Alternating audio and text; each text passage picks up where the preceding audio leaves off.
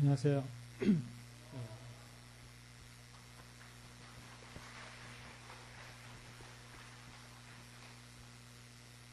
자, 늦은 날씨에도 이렇게 또 남아서 열심히 공부해 주시는 여러분께 감사드립니다.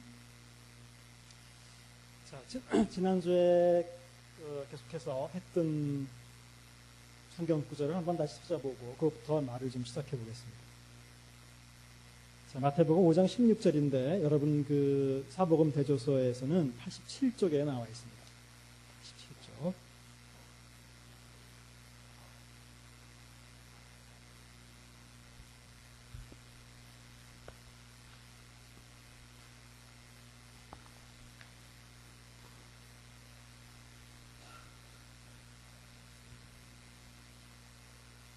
(87쪽) 밑에 보시면 마태복음 5장 그 밑에 부분에 보시면 자, 그 칼럼이 3개 나와 있지만 실제로 그 5장 16절에 해당하는 그 구절은 마태복음에만 있습니다. 잘 비교해 보시면. 그렇죠? 이같이 너희 빛이 사람 앞에 비치게 하여 그들로 너희 착한 행실을 보고 하늘에 계신 너희 아버지께 영광을 돌리게 하라라는 그 말씀은 마태복음에만 있죠. 네, 사복음대서는 그렇게 이용하는 겁니다. 그리고 또 그 부분에 또 진한 글씨로 제가 표시를 해놨기 때문에 여러분들이 집에서 복음서를 읽으실 때 그렇게 보겠지만 따로 성경책을 찾아서 복음서를 읽으실 이유가 없습니다. 사복음 대조서는 그래서 만들어 놓은 거기 때문에 본문이 다 나와 있기 때문에 그냥 사복음 대조서만 가지고 순서대로 이렇게 마태복음을 읽으세요. 읽고 있고 그 밑에 나오는 일부러 해설을 만들어 놓은 거기 때문에 꼭 잘 읽으세요. 그건 다른 복음서와 비교해 본 내용도 들어있고 거기는 우리말 번역이 조금 잘못된 거 이런 걸 지적하는 부분도 들어있고 또 의미를 위해서 간단한 설명도 들어있고 그러니까 간단한 주석 역할을 할 수 있어요. 그러니까 꼭 내용을 잘 읽어보시면서 하세요. 자, 산상수훈에서 이것은 하나의 전제처럼 예수님이 이 지복선언을 한 다음에 소금과 빛이라고 말씀하셨고 너는 땅의 소금이다. 그리고 세상의 빛이다. 이렇게 말씀하시고 그 소금과 빛이 해야 될 일을 그게 무슨 의미인지를 말씀해 주신 그 구절이에요. 그래서 마태복음의 산상수훈을 이해하는 데 있어서 아주 중요한 구절이고 또 마태복음 전체를 이해하는 데 있어서 참 중요한 구절입니다. 지난주에 했었죠. 이와 같이 너희 빛이 어디에 비치게 하여? 거기 말 그대로 한다면요. 사람 앞에 비치게 하여 하나님 앞에가 아니라 사람 앞에예요. 사람 앞에 비치게 하여. 그 빛은 사람들에게 비춰야 되는 거예요. 우리 지난주에 또 마태복음만 2번 인용하는 성경 구절이 있었는데 그건 호세아서 6장 6절이었었어요. 그 호세아서 6장 6절에 보면 하나님이 원하시는 것은 제사가 아니라 뭐다? 긍휼 또는 자비 같은 말입니다. 헤세드. 그것과 다 연결되는 거예요. 자, 이와 같이 너희 빛이 하나님께 비치게 하여 사람 앞에서 비치게 해서 사람들에게 비춰야 되는 겁니다. 사람들이 여러분들을 빛을 볼 수 있어야 되는 거예요. 그들로 너희 뭐를 보고? 착한 행실을 보고 너희 고백을 듣고 아니라 너희의 무슨 다른 그런 것들을 보고가 아니에요. 너희 기도하는 모습을 보고 아니에요. 착한 행실을 보고 하늘에 계신 너희 아버지께 아버지를 영화롭게 하도록 해라. 자, 이제 계속해서 강조되는 주제가 마태복음에서는 이건 계속 반복되기 때문에 여러분들 행함이다. 그렇죠? 그 행함은 지금 보니까 선행이다. 착한 행실이다.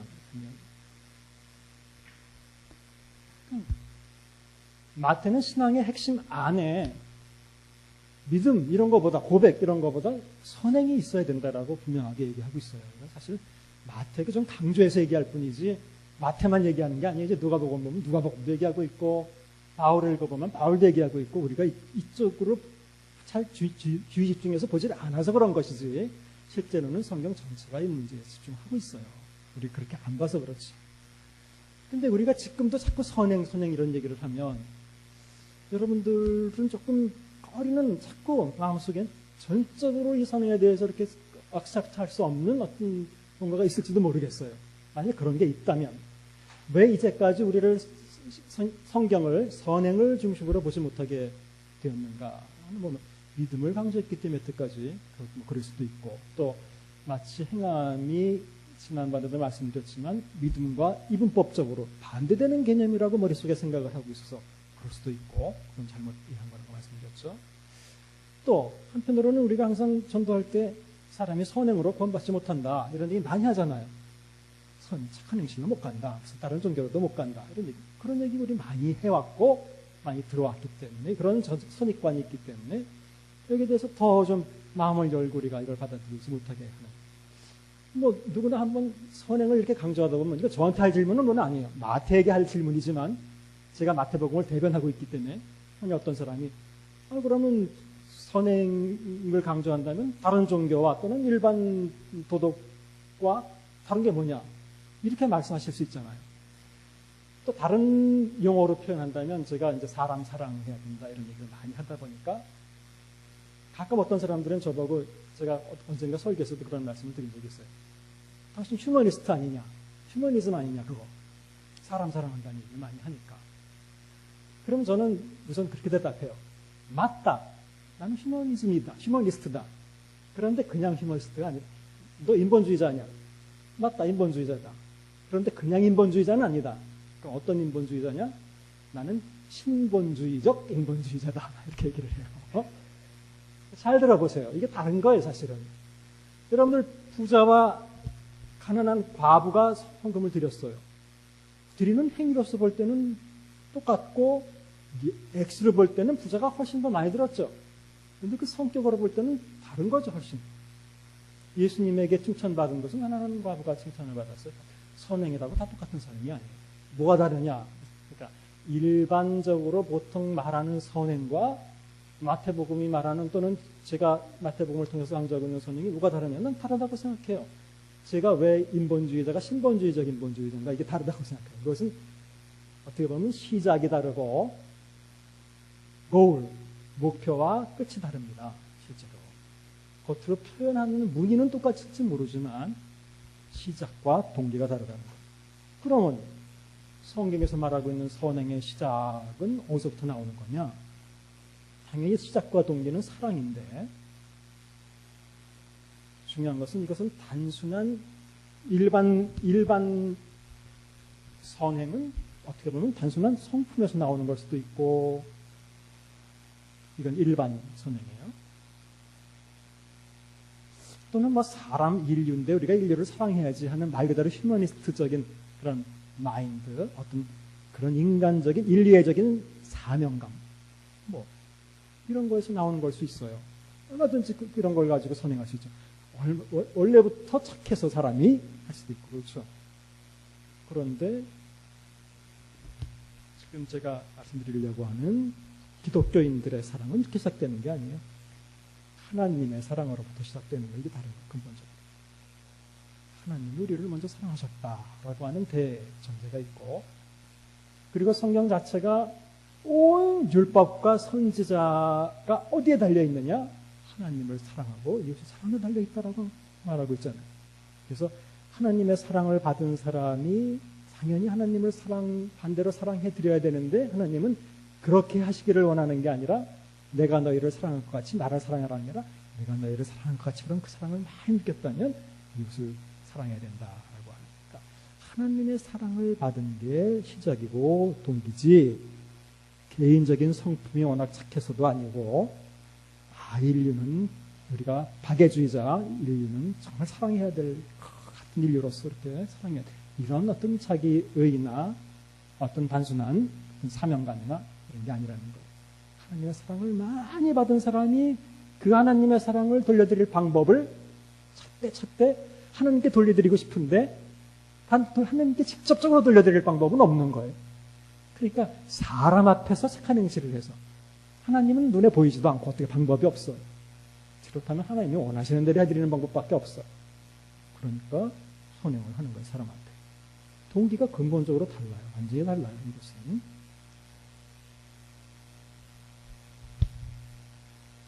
그럼 끝은 뭐가 다르냐? 어떻게 보면 이것은 이렇게 해서, 죄송하지만 길이 이 사람들이 기억이 되고 그 사람의 큰 업적들이 어떻게 보면 일반 사람들의 어떤 생각들이라면 그래서 큰 재단을 자기 이름으로 큰 재단을 하나 세워서 그것이 계속해서 그냥 100년, 1000년 동안 계속 인류사에 남기를 원하는 걸 수도 있어요. 근데 오늘 읽은 그 구절에 보면 그들이 너희 착한 행실을 보고 너희를 칭찬하게 해라, 너희를 기리게 해라. 이게 아니라 어떻게 해라? 그렇죠. 이 기독교적 선행이라는 것은 하나님을 영화롭게, 영광을 돌린다는 표현은 영화롭게 한다는 표현이라고 말씀드렸었죠. 하나님을 영화롭게 하는 대로 이게 목표예요, 이게. 만약 선행을 했는데 끝이 자기가 영화롭게 됐다. 이거는 제대로 된 지금 성경이 말하고 있는 선행이 아닌 거죠. 그러니까 문의로서 볼 때는 착한 행실 그러면 자꾸 우리 속에 다시 말씀드리지만 이걸 다 그냥 받아들이기가 항상 참 이거 일반 선행과 뭐다 다르냐 이렇게 생각할 수도 있겠지만 다르다는 거예요. 제 얘기는. 본질적으로 다르다는 거예요. 근본적으로 하나님이 나라를 사랑하셨기 때문에 이것을 사랑할 수밖에 없는 것이고 이것은 내가 하나님께 먼저 용서를 다 받았기 때문에 내가 다른 사람을 용서하지 않을 수 없는 그것이고 그게 출발이란 말이에요. 성경이 말하고. 그래서 선행을 하는 거고 하지만 실제로 외적으로 보는 선행의 모습은 그냥 일반 사람들의 모습과 똑같을 수도 있단 말이에요. 그것은 동기가 다른 거예요. 동기가 다르고 그것을 통해서 추구하는 바가 나는 하나님의 사랑을 내가 너무 많이 받아서 그걸 갚는 방법으로 어떻게 보면 사람들을 사랑하는 거니까 그렇다면 나타나는 것은 하나님이 나타나야 되는 것이지 자신이 나타나면 안 되는 거죠. 그래서 그렇다면 좀 그런 어떤 그 문제에 대한 대답이 될 수 있겠다라는 생각이 들어요. 그래서 선행, 그냥 보통 선행하고는 사실은 성격에 있어서, 그 내용에 있어서, 태도에 있어서, 그 결과에 있어서 다른 것이다. 하지만 실제로 보이는 모습에 있어서는 똑같이 나타날 수 있다. 얼마든지 그런 것이다. 그러니까 어떤 사람의 단순한 외적인 행동을 보고 그 사람을 평가하기는 참 어려워요. 이런 동기가 더 중요한 거예요. 기독교인들의 모습도 똑같은 거예요. 바리새인 똑같은 거예요. 그러니까 겉으로 어떤 사람이 뭘 열심히 한다, 뭘 잘한다, 이거 가지고 그 사람의 어떤 그 신앙 상태를 평가하기는 참 힘들어요. 그것은 하나님과 그 사람과의 그 순간의 어떤 상태 관계 이런 것에 의해서 좌우되는 거기 때문에 다른 사람이 그냥 외적인 모습만 보고 판단하는 거예요. 안 그랬다 그래도 저희 학교에 어떤 옛날에 교수님 한 분이 학생들한테 좀 손가락질을 받기 시작, 무슨 말을 하기 시작했어요, 학생들이. 왜냐하면 그때는 이제 교수 식당, 학생 식당이 따로 없었고 그냥 같이 있었는데 그 교수님이 식사를 할 때 식사 기도를 하고 먹는 걸 한 번도 못 봤다는 거예요. 누가 또 그것만 찾아보려고 봤는지 모르지만 식사 기도를 한 번도 안 했다는 거예요. 별걸 가지고 다. 자, 나중에 그 교수님이 거기에 대해서 한마디를 했어요. 식사를 하려면 그때 당시만 해도 이제 식판을 먼저 들고 줄을 서서 있죠. 그러면 너희들은 식판 들고 서서 뭐하니? 그때는 무슨 생각하니? 이래. 그럼 오늘은 반찬이 뭔가? 오늘은 왜 이렇게 줄이 긴가? 아이고. 근데 이 교수님은 나는 그때 기도한단 말이야. 오늘도 식사 주셔서 감사합니다. 그리고 그 다음에 받은 다음에는 자, 겉에만 보고 그냥 단순히 겉모습만 보고 기도했다, 안 했다. 이 양반은 이미 그 이전에 어떻게 보면 더 효율적이죠. 그 줄 서서 이게 뭐 오늘 메뉴가 뭔가 이런 걸 생각하는 것보다 그때 감사하고 기다리는 게 훨씬 시간도 잘 가고 더 좋죠. 그러니까 단순하게 보면 이제 그런 외적으로 뭘 했느냐 안 했느냐. 조금 이제 죄송하지만 어떤 사람이 저 사람은 뭐 성경 구절을 60구절 넘어서 가지고 100 몇십 구절을 외운다고 그래서 저는 그런 거에 하나도 깜빡 안 해요. 그것이 중요할 수도 있겠지만 아닐 수도 있다는 거예요. 신앙을 보장해주지 못한다는 그 자체가 보장해줄 수는 없는 거예요. 전혀. 그건 상 다른 거예요. 그러면 그렇게 많이 배워? 머리가 좋구나. 머리 좋으면 외울 수 있는 거예요. 그거는. 기억력 좋으면. 그러면 누가 또 그 다음에는 경건의 시간을 3년 동안 한 번도 빼놓지 않고 거른 적이 없이 했다는 거예요. 와, 대단하다. 철저하구나. 사람이 사는 방법이. 그런 자체가 신앙을 보장해 주는 거 아니에요. 그러니까 그런 외적인 그것이 다 잘못됐다 이런 말은 아니에요. 그런 것이 신앙을 보장해 준 신앙의 본질은 거기 있지 않다는 거예요. 내적인 태도에 있다는 거예요. 외적으로 어떻게 단순히 보이느냐를 넘어서 내적으로 이런 태도를 가지고 하느냐 안 하느냐 그런 것이 누가 헌금을 이만큼 넣었다. 과부가 넣은 거하고 질적으로 다른 거예요. 태도에서 다른 것이고 다른 거니까. 그러니까 자기 자신을 볼 때도 외적으로 자기 신앙을 판단하면 안 돼요. 자기가 자기를 판단할 때도 마찬가지 자기가 다른 사람들을 판단할 때도 외적인 어떤 신앙의 모습을 가지고 그 사람을 판단해서는 안 돼요. 참 어려운 문제예요. 그래서 사람들은 그러기를 더 좋아하고 그거보다 그러기가 더 쉬워요. 어떻게 그 사람 마음속을 들어가 보지 않는데 어떻게 알아요? 모르잖아요. 그러니까 손쉽게 할 수 있는 게 외적인 걸 가지고 하는 거예요.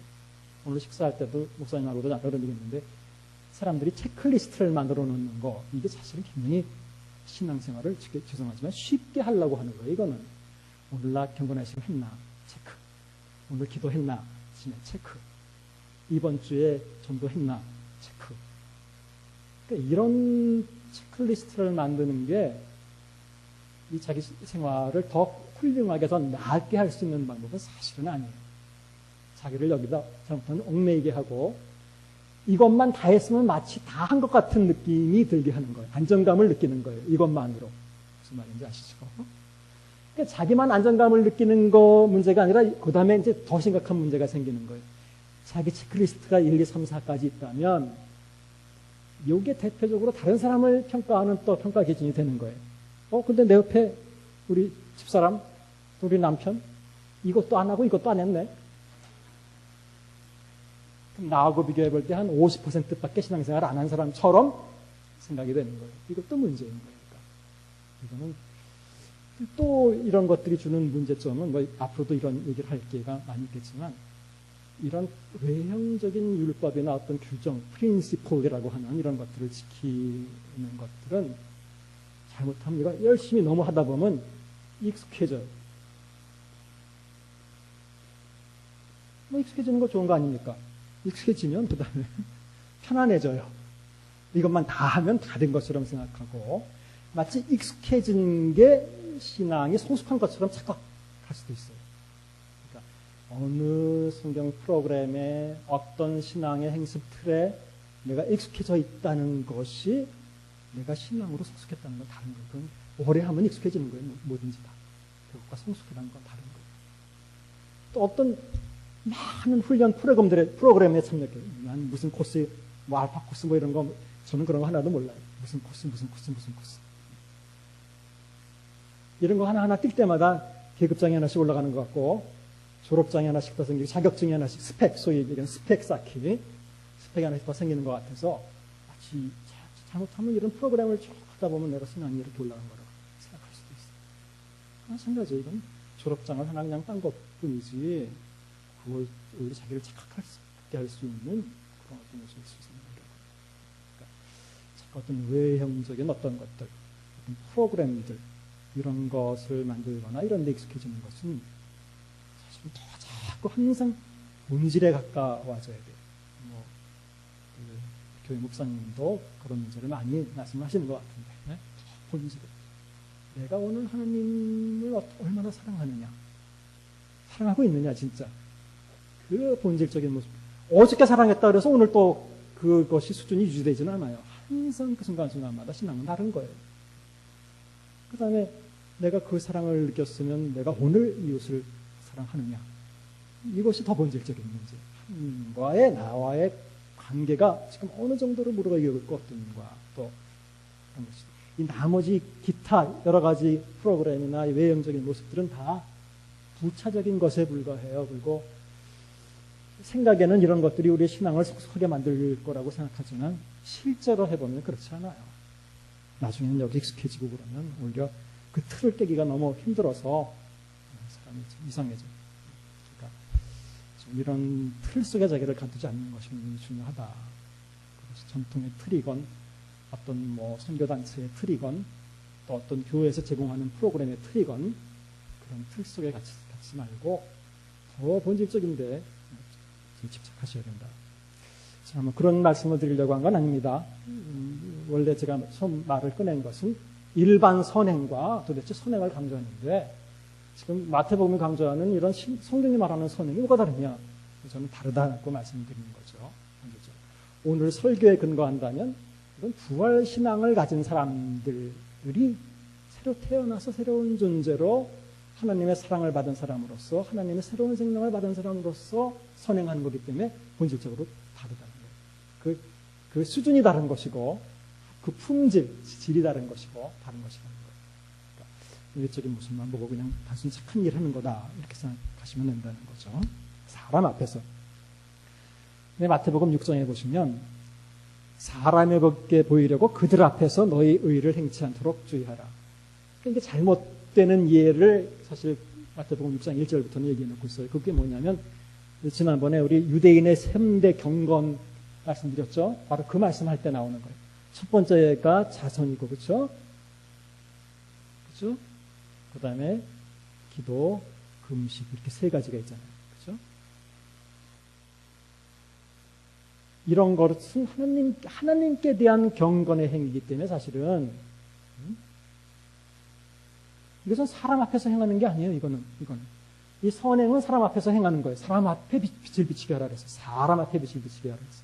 똑같은 표현으로 이런 거는 사람 앞에 빛을 비치는 게 아니에요. 이건 은밀한 중에서도 다 알고 계시는, 비밀 중에서도 다 알고 계시는 하나님이 이건 보시는 거기 때문에 이거는 조용히 아무도 모르게, 지도자도 모르게 그렇게 기도도 혼자 골방에 들어가서 기도하고 금식도 사람들 모르게 40일 금식을 했는지 1년 금식을 했는지 모르게. 왜냐하면 이것은 하나님께 대한 신앙행위니까 사람에게 하는 거예요. 재밌는 것은 제가 말씀드렸지만 자선도 경건행위라고 그랬단 말이에요. 누구를 도와주는 거는 사람 앞에서 하는 것 같은데 기분에 우리 생각에는 아니란 말이에요. 이것도 하나님 앞에서 행하는 경건의 행위이기 때문에 사람들에게 거기에 보면 보이려고 사람들 앞에서 해서는 된다라고 얘기하죠. 나중에 계시는 하나님만 볼 수 있게 하나님은 다 알고 계시니까 그래도 하나님 앞에서 행해야 된다. 그래서 사람 앞에서 해야 되는 게 있고 하지만 역시 사람 앞에서 해도 보이려고 하는 건 아니죠. 이것은 사람 앞에 빛을 비추라는 것은 하나님을 영화롭게 만드는 행위로 우리가 생각을 해야 된다.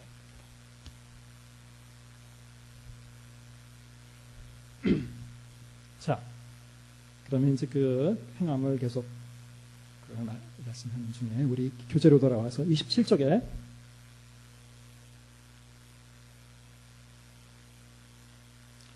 13번 할 차례죠. 그렇죠? 마지막 심판은 행위에 근거한다. 참 신학적으로도 참 이것은 굉장히 마태복음에서도 어떻게 보면 아주 결정적인, 물론 행하는 자가 천국에 들어간다는 말씀도 그렇지만 이것도 굉장히 그래요. 한번 어떤 구절인지 한번 봅시다.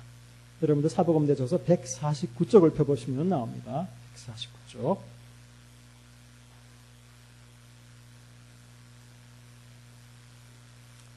자, 149쪽 위에 보면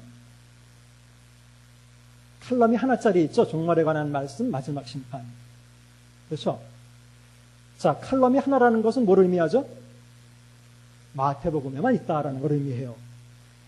자, 아주 단순하게 여러분들 이제 이렇게 사복음 대저서를 보면서 이렇게 생각하시면 돼요. 세 복음서 또는 네 복음서에 다 나타나 있다 그러면 이것은 굉장히 중요한 말씀이다. 그냥 아주 단순하게 그렇게 생각하세요.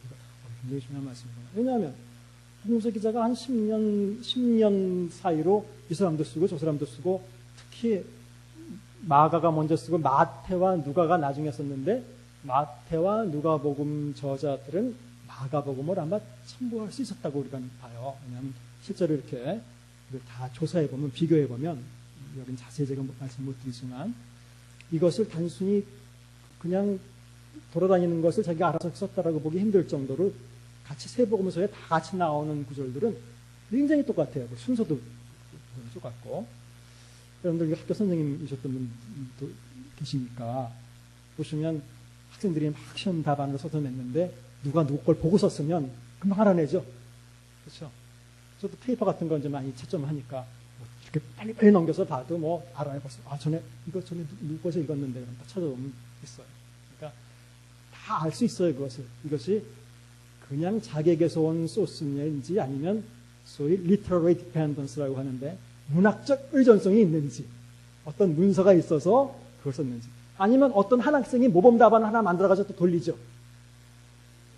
조금씩 쓰는 사람마다 외워서 쓰기도 쓰지만 조금씩 차이가 나긴 하지만 근본적으로 하나의 답안에서 온 거라는 것을 우리가 알 수 있죠. 기본적으로. 그런 거 비슷한 거예요. 조사해 보니까 마태와 누가는 마가복음을 이렇게 의존했다는 거예요. 근본적으로 겹치는 부분에서는. 그러니까 아니 자기가 쓰면서 남의 거를 보고 그만큼 많이 참조했다라는 것이 그렇게 필요했기 때문에, 의미가 있기 때문에 그랬던 거 아닙니까? 그렇죠? 그리고 더더군다나 누가복음을 읽어보시면 누가복음 1장 1절에서 4절 지난번에 말씀드렸지만 누가는 처음부터까지 사람들이 한 것들을 다 이렇게 조사해보고 자세히 자기가 리서치 해보고 썼다라고 누가는 말하고 있어요. 리서치 해봤는데도 마가복음에 있는 얘기를 자기가 또 썼다는 얘기는 그만큼 중요하다는 겁니다. 아까 그 부자 청년이 와서 무엇을 해야 영생을 얻겠습니까? 세 복음서에 다 나오는 이야기라고 말씀드렸어요. 그리고 지금 말씀드린 것처럼 한 복음서에서만 나온다. 이건 이것대로 또 중요한 거예요. 왜 중요하냐? 이것도 초기에 말씀드렸는데 이것은 그 복음서의 성격을, 독특한 성격을 잘 드러내는 거예요. 딴 데 아무 데도 없는 새로운 거 아니에요. 그 복음서의 성격을 잘 드러내고 있기 때문에 그런 면에서 중요한 거예요. 그래서 지금 읽으려고 하는 이 비유는 마태복음에만 있는 비유예요. 거기 보니까 칼럼이 하나잖아요. 그렇다면 이건 마태복음의 성격을 아주 잘 드러내는 내용이다. 이렇게 이해하시면 돼요. 그 내용은 뭐 다 읽진 않아도 여러분들이 그런 내용이에요. 인자가 자기 영광으로 천사와 함께 올 때, 마지막 심판 때예요. 모든 민족을 그 앞에 모으고 구분하는데 양과 염소를, 이건 뭐 중간은 없어요. 양 아니면 염소예요. 양은 오른편에, 염소는 왼편에 드리란 말이에요. 이건 마지막 심판, 분명히 심판 얘기란 말이에요. 이것이. 그래서 오른편에 양으로 구분된 사람들에게 나와 창세로부터 너희를 위하여 예비한 나라를 상속받으라. 하나님의 통치, 하나님의 왕국을 상속받으라. 그런데 뭘 했기 때문에 도대체 상속받으라고 하냐면 내가 줄일 때에 너희가 먹을 것을 줬고 목마를 때에 마시게 하였고 나그네 되었을 때 인접하였고 헐벗었을 때 옷을 입혔고 병이 들었을 때 돌보았고 어깨가 쳤을 때 와서 보았느니라. 그렇다는 것. 이게 의인들이 대답하여 이르되 언제 그랬습니까 우리가? 그랬더니 예수님께서는 40절 내가 진실로 너희에게 이르노니 너희가 내 형제 중 지극히 작은 자 하나에게 거기 한 그래놓고선 거기 헬라어 써 있죠? 지금 제가 한데 못 따라오신 거예요? 네, 거기 헬라어 써 있죠? 네, 거기 FES 때 왜 헬라어로 거기 써놨냐면 그 우리말에는 그냥 한 이렇게 되어 있지만 그 말이 행하다라는 뜻이에요. 행하다라는 뜻이에요. 그 단어예요. 그러니까 그냥 행한 이렇게 안 하고 한 그러니까 별로 이렇게 힘이 없잖아요. 그 단어에 헬라어를 써준 거예요. 행한. 이 작은 자 하나에게 행한 것이 곧 나에게 똑같은 단어죠. 행한 것입니다. 그리고 왼편에 있는 자들은 그렇게 안 했기 때문에 그랬다는 거예요. 그래서 46절 마지막 결론에 보면 그들은 영벌에 의인들은 영생에 들어가리라. 대단한 말씀이죠. 마태복음은 그러니까 마태복음의 성격을 아주 잘 드러내는 말씀입니다. 이거 목사님들 설교하기 참 어려울 거예요. 그렇죠? 일반 우리들이 가지고 있는 일반 신학적인 어떤 생각 속에서 성경에 지금 마태는 그렇게 말하고 있어요. 그러니까 지극히 작은 형제 하나에게 한 그것이 나에게 한 거랑 똑같다는 거예요. 예수님은 그렇게 말씀하고 계신 거예요. 근데 이 사람들은 그것도 모르고 한 거예요. 그 더 중요한 것은 주님 언제 우리가 주님께 그렇게 했습니까? 너희들은 모르지만 이 형제 하나에게 한 게 너희들한테 그렇게 한 것이 나한테 한 거랑 똑같은 거다. 결국은 계속 사실은 같은 거예요. 우리가 하나님을 사랑한다는 말이에요. 예수님께 뭘 한다? 우리 지금 예수님께 뭘 해드릴 수 없어요. 어떻게 해드립니까?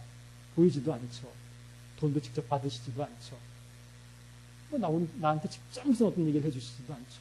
어떻게 해드립니까? 결국 똑같은 거예요. 결국 여기 있는 그 작은 형제 하나에게 행한 것이 곧 나에게 행한 것이다. 이렇게. 그래서 아니 그냥 그렇게 하라고까지 하는 건 괜찮은데 마지막에 심판할 때도 그걸 근거로 믿는 얘기 하나도 안 나오죠. 여기는 너희가 나를 메시아로 고백했느냐에 따라서 구분할 거다. 이것도 아니에요. 너희가 무슨 은사가 있느냐, 뭐 이걸로 구분하는 구분도 아니에요. 결국 형제 하나에게 한 행동, 행위, 이것을 근거로 시판할 것이다. 이건 뭐 제가 아무리 다르게 설명할 필요도 없어. 이건 명백하게 마태가 하고 있는 마태복음이 얘기해요. 성경 말씀이니까 예수님이 하신 말씀으로 된 것이기 때문에.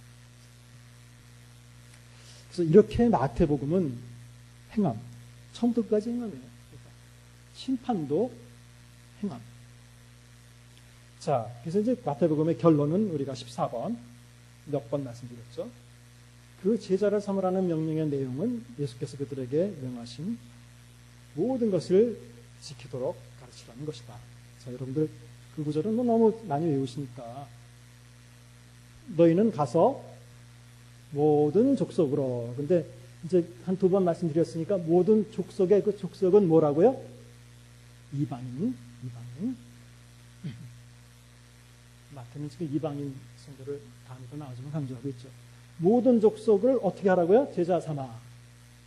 그 다음에 아버지와 아들과 성령의 이름으로 징례를 주고, 그 다음에 내가 너희에게 분부한 모든 것을 가르쳐 지키게 하라. 자, 너희는 가서 제자를 삼으라. 또 말씀드리지만 우리 뭐 예배 끝날 때도 많이 하는데, 자, 첫 번째는 가서 제자를 만들라. 근데 여기까지 아무런 의미가 없어요. 아직까지. 이게 무슨 말이냐면 내용이 안 나와요. 가라. 그럼 뭐 하면 되는 거고. 제자 삼으라면 제자를 만드는데 그다음 뭘 위해서 뭐 어떻게 이런 얘기가 안 나오고 있어요. 아직. 근데 자꾸 제자 삼으라 이것만 얘기하면 안 된다는 거예요. 그러니까 지금 아무 아직 내용이 나오지 않는 상황에서. 그리고 내용은 딴 걸로 갖다 막 집어넣고 그러면 안 된다는 거예요. 그 다음에 아버지와 아들과 성령의 이름으로 침례를. 이것도 아직 내용이 없어요. 그래서 어떻게 뭐 아직까지 뭐 목표도 없고 침례를 주는 목표 그 다음에 어떻게 뭐 이거 없잖아요. 아버지와 아들과 성령의 이름을 주고 그 다음에 가르쳐라. 원문의 순서대로예요. 가르쳐라. 이것도 내용이 아직 안 나와요. 뭘 가르쳐? 맨 마지막에 이제 내용이 나오는 거예요. 결론이 나오는 거예요. 뭘 가르치냐면 내가 너희에게 분부한 것 중에 좋은 것들만 모든 것을.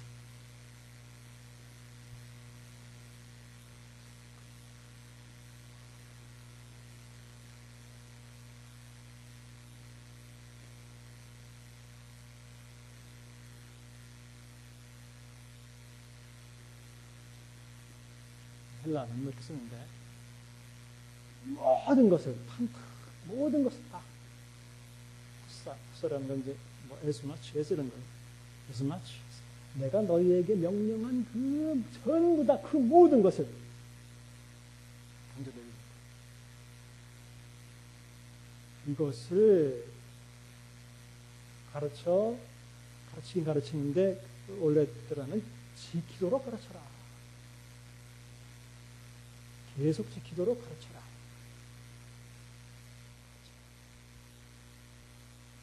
사실은 제자 만들라, 침례줘라. 최종적으로 뭐예요? 가르치라는 거거든요. 제자에게 준 명령은 쭉 연결되어 있지만 이게 뭐 큰 일이 없잖아요. 어떻게 하라는 얘기? 가르쳐서 가르치라. 근데 그냥 가르치는 게 아니라 실제로 내용이 이제 맨 마지막에 나오는데 그 내용은 내가 너희에게 명령한 그만큼 그 다 모든 것을 다 어떻게 계속 지키도록 가르쳐라. 그게 제자 삼는 거예요. 네? 엉뚱한 얘기하는 게 아니라 내가 너희에게 분부한 모든 것이라는 것은 다시 말씀드리지만 이 마태복음이니까 마태복음에서 예수님께서 하셨던 모든 말씀들을 그것을 지키도록 계속 잘 지키도록 가르쳐야 된다. 그게 제자 삼는 내용. 엉뚱한 얘기하면 안 돼요. 제자 훈련 해가지고 제목은 제자 훈련이고 내용은 마태복음하고 전혀 상관없고 뭐 다른 것 상관없는 다른 얘기들 그런 경우도 많이 있어요. 그러면 안 되고 바로 마태복음 전체의 내용을 그러면서 예수님께서 가르치신 그 내용을 이게 제사상의 내용이고, 그걸 위해서 가야 되는 거고, 그걸 위해서 제사를 만드는 거고, 그걸 위해서 침례 주는 것이고, 그런 거예요. 이해하시겠죠? 우리는 액센트를 여기다 안 놓았단 말이에요. 여태까지는 앞에 내용도 없는 것에다 이런 데다 액센트를 도왔고, 내용은 임의로 자기가 채우거나 어떤 선교단체의 어떤 성격에 따라서 마음대로 채우거나 어떤 교회의 성격에 따라서 마음대로 그것을 채우거나 만들 수는 없다는 거예요. 그렇지 않고 마태복음의 근거에서 구절을 잘 이해해야 됩니다. 그러니까 결국 마태복음의 결론은 결국은 또 행함과 능력입니다. 마태복음은 행함에서 시작해서 행함으로 끝나는 복음서고, 마태복음의 제2대 강조점은 이방선교 아닙니까? 바로 이 결론 구절에서는 바로 가서 모든 이방인들을 이렇게 해서 만들어야 된다, 대상을. 그래서 이방선교 사상인 결론 구절은 두 개가 다 강조되고 있어요. 이방인들.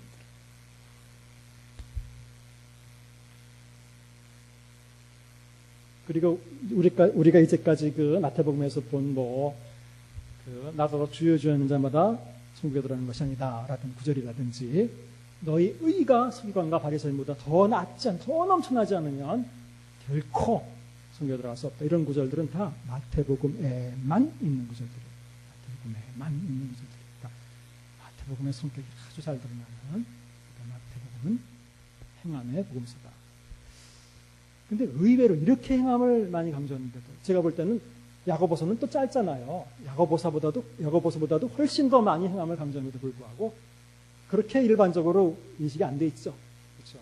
이것이 성경을 우리가 제대로 못 봤던 거죠, 그동안.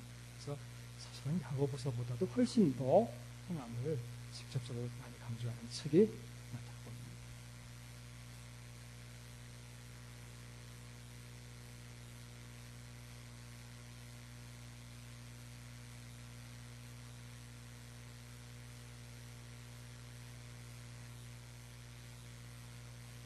이렇게 행함을 많이 강조하니까 어떻게 돼요? 그러면 우리 마태복음 잘 안 읽으면 되죠. 우리 편한 대로 맞춰서. 근데 죄송하지만 대부분은 그렇게 신앙생활 해요. 일반적으로 그렇잖아요, 우리가.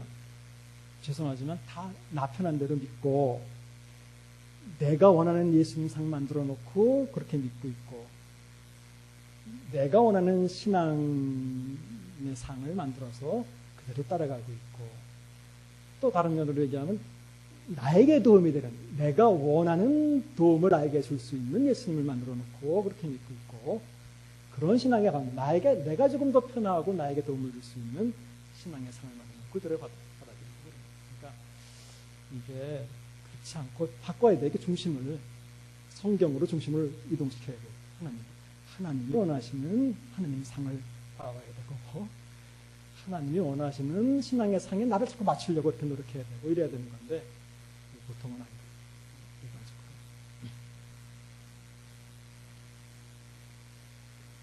조금 과장해서 말씀드린다면, 저는 제자들하고 가끔 그런 얘기를 해요. 여러분 매트릭스라는 영화 보셨죠? 좀 오래 90년도 매트릭스라는 영화에 보시면 처음에 이 주인공이 어떤 세계에 살고 있는데, 자기가 어떤 세계에 살고 있는지, 현실 세계에 살고 있는지 아닌지도 모르는 상태였었죠. 그런데 머피어스가 나타나서 빨간 약을 내밀고 파란 약을 내밀고 둘 중에 하나를 먹어라. 빨간 약을 선택하면 이제 원래 네가 실제에 있는 그 세계로 돌아갈 것이고, 파란 약을 먹으면 그냥 이 세계에서 살 것이다. 어떤 걸 선택하겠느냐. 그랬을 때 빨간 약을 선택해 먹죠. 그래서 결국은 실제 세계로 돌아와 보니까 이거는 자기가 원래 살던 세계보다는 사실 더 좋은 세계가 아니라, 거기는 이상적인 세계가 아니라 훨씬 더 피폐하고 힘들고, 오히려 이렇게 자기의 실제 모습은 어디 병 속에 갇혀가지고 무슨 영향을 받고 그런 거죠. 그러니까 매트릭스라는 영화는 굉장히 거기에 대해서 어떤 글을 쓴 사람들이 굉장히 많아요. 기독교적인 것과 연관되는 게 굉장히 많아요. 네가 올 그분이냐 이런 것처럼 네가 그냐, 이렇게 나오잖아요. 메시아를 기대하는 이런 그런 것도 있고 그런 거예요. 저는 그걸 보면서 어떻게 보면 많은 사람들이 자기가 만들어 놓은 기독교 세계 속에서, 기독교 신앙 세계 속에서 살고 있다. 이런 생각을 해봤어요. 성경은 우리에게 아마 읽으면 읽을수록 빨간 약, 파란 약을 주면서 어떤 약을 먹을래? 성경에 나온 그대로의 신앙 세계가 있는데 리얼한 그걸 선택할래? 아니면 그냥 여기가 좋사오니 여기서 그냥 내가 여기까지 해온 대로 이 세계 속에서 살래? 어떡할 거냐? 이런 생각을 저는 많이 해봅니다. 그래서 조금 과장해서 말하는 걸 수도 있죠. 그래서 저는 많은 사람들이 진짜 real world, 성경적인 신앙의 실제 세계 속에서 살지 않고 원래 하나님이 계획하고 만들어 놓으신 자기가 만들어 놓은 또는 전통이 만들어 놓은 많은 사람들이 만들어 놓은 그런 매트릭스 환경 안에서 살면서 그것이 실제 세계인 것처럼 살고 있고 원하고 또 빨간 약, 파란 약 줬을 때 나오기도 싫고 편하니까 그게도 실제로 빨간 약을 선택하면 그 안에는 조금 더 지금보다는 불편하고 조금 더 지금보다는 열악하고 이런 어떤 삶이 기다리고 있기 때문에 그런 거 아닌가 라는 생각이 듭니다. 자, 어쨌든 마태복음을 하면서 마태복음의 실제 세계는 이런 얘기들입니다. 우리가 자꾸 여기에 접하지 않아요. 우리가 원치 않기 때문에 접할 수 없는 거.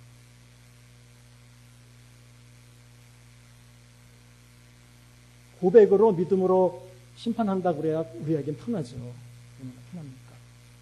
하지만 마태는 그렇게 얘기 안 하니까 마태복음은. 자, 그 다음 주제로 넘어가겠습니다. 두 번째 큰 주제인 이방인에 대해서 열려있다. 이 얘기는 그동안 여러 번 드렸어요. 족보에 이방 여인들이 등장한다. 뭐 족보에 여자들이 등장한다는 것만으로도 특이한데 그 여자들 중에 대부분은 이방 여인들이다. 또 예수님 탄생 시에 동방 점성가들의 믿음이 강조된다. 자, 이 부분을 하면서 지지난주에 나눠드렸던 마태복음의 탄생 이야기와 누가복음의 탄생 이야기라고 하는 프린트물이 있을 겁니다. 가지고 계시죠? 네, 그걸 한번 보죠. 이건 누가복음도 같이 있는 겁니다.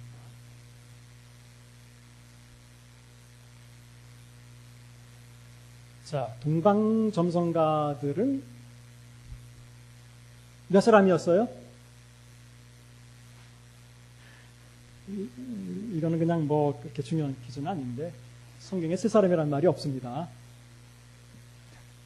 뭐 전승에는 7사람이었다는 전승도 있고 뭐 여러 12사람이었다는 뭐 전승도 있고 있어요. 근데 그냥 우리는 예물이 3가지죠.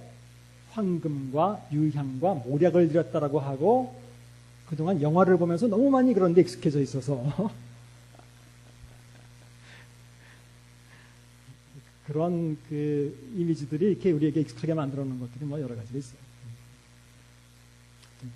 그래서 3사람이었다는데 물론 3사람이었을 수도 있어요. 하지만 성경은 뭐 정확하게 3사람이라고 말해요. 찬송가에 동방박사 3사람이라고 있었죠. 그러니까 새 찬송가 나오면서 아마 그거는 바꿨어요. 제가 알기로. 동방에서 뭐 박사들 이런 식으로 아마 3사람이라는 말을 뺐다고 이렇게 제가 봤는데 어쨌든 그건 중요해요. 동방점성가에서 중요한 것은 그들이 이방이었다는 데에 포인트가 있다라는 말씀드렸어요. 자, 우리가 알고 있는 예수님을 찾아온 자는 우리는 이제 2가지 스토리를 합해서 우리는 보통 탄생 이야기를 만들었다고 제가 말씀드렸는데 그것이 왜 의미가 없는지 그렇게 2가지를 합쳤을 때 의미가 없는지를 이제 비교해 보면 우리가 알 수 있어요. 왜냐하면 전혀 다른 의도로 2 이야기들을 진행하기 때문에 여러분 표에 있으니까 이건 뭐 아니겠습니다. 자, 아주 단순하게 말한다면 마태는 너무 당연해요. 이방인의 믿음을 강조하고 있는 거예요. 이방인의 믿음. 처음부터. 이것과 대조되는 유대인의 불신.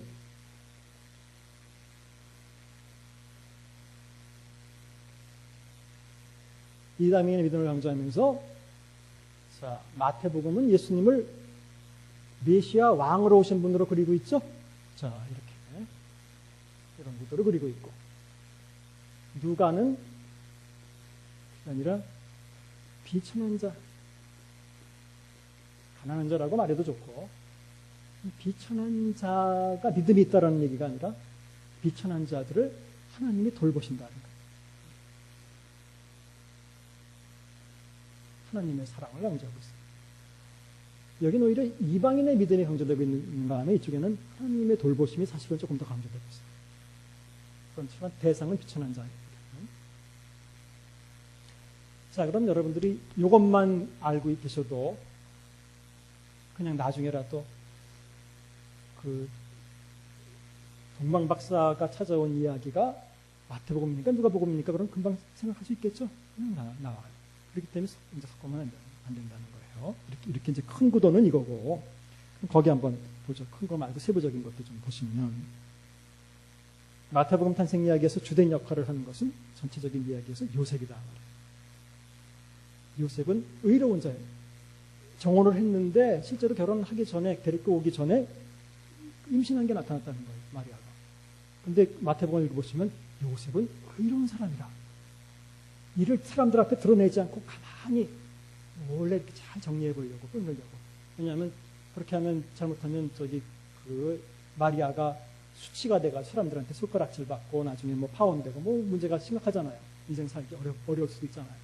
그렇게 안 하고 잘 해결하려고 하고 있는 중에 천사가 요셉에게 나타납니다. 중요한 것은 마태복음은 유대인의 책이기 때문에 당연한 남자를 중심으로 쓴 거예요.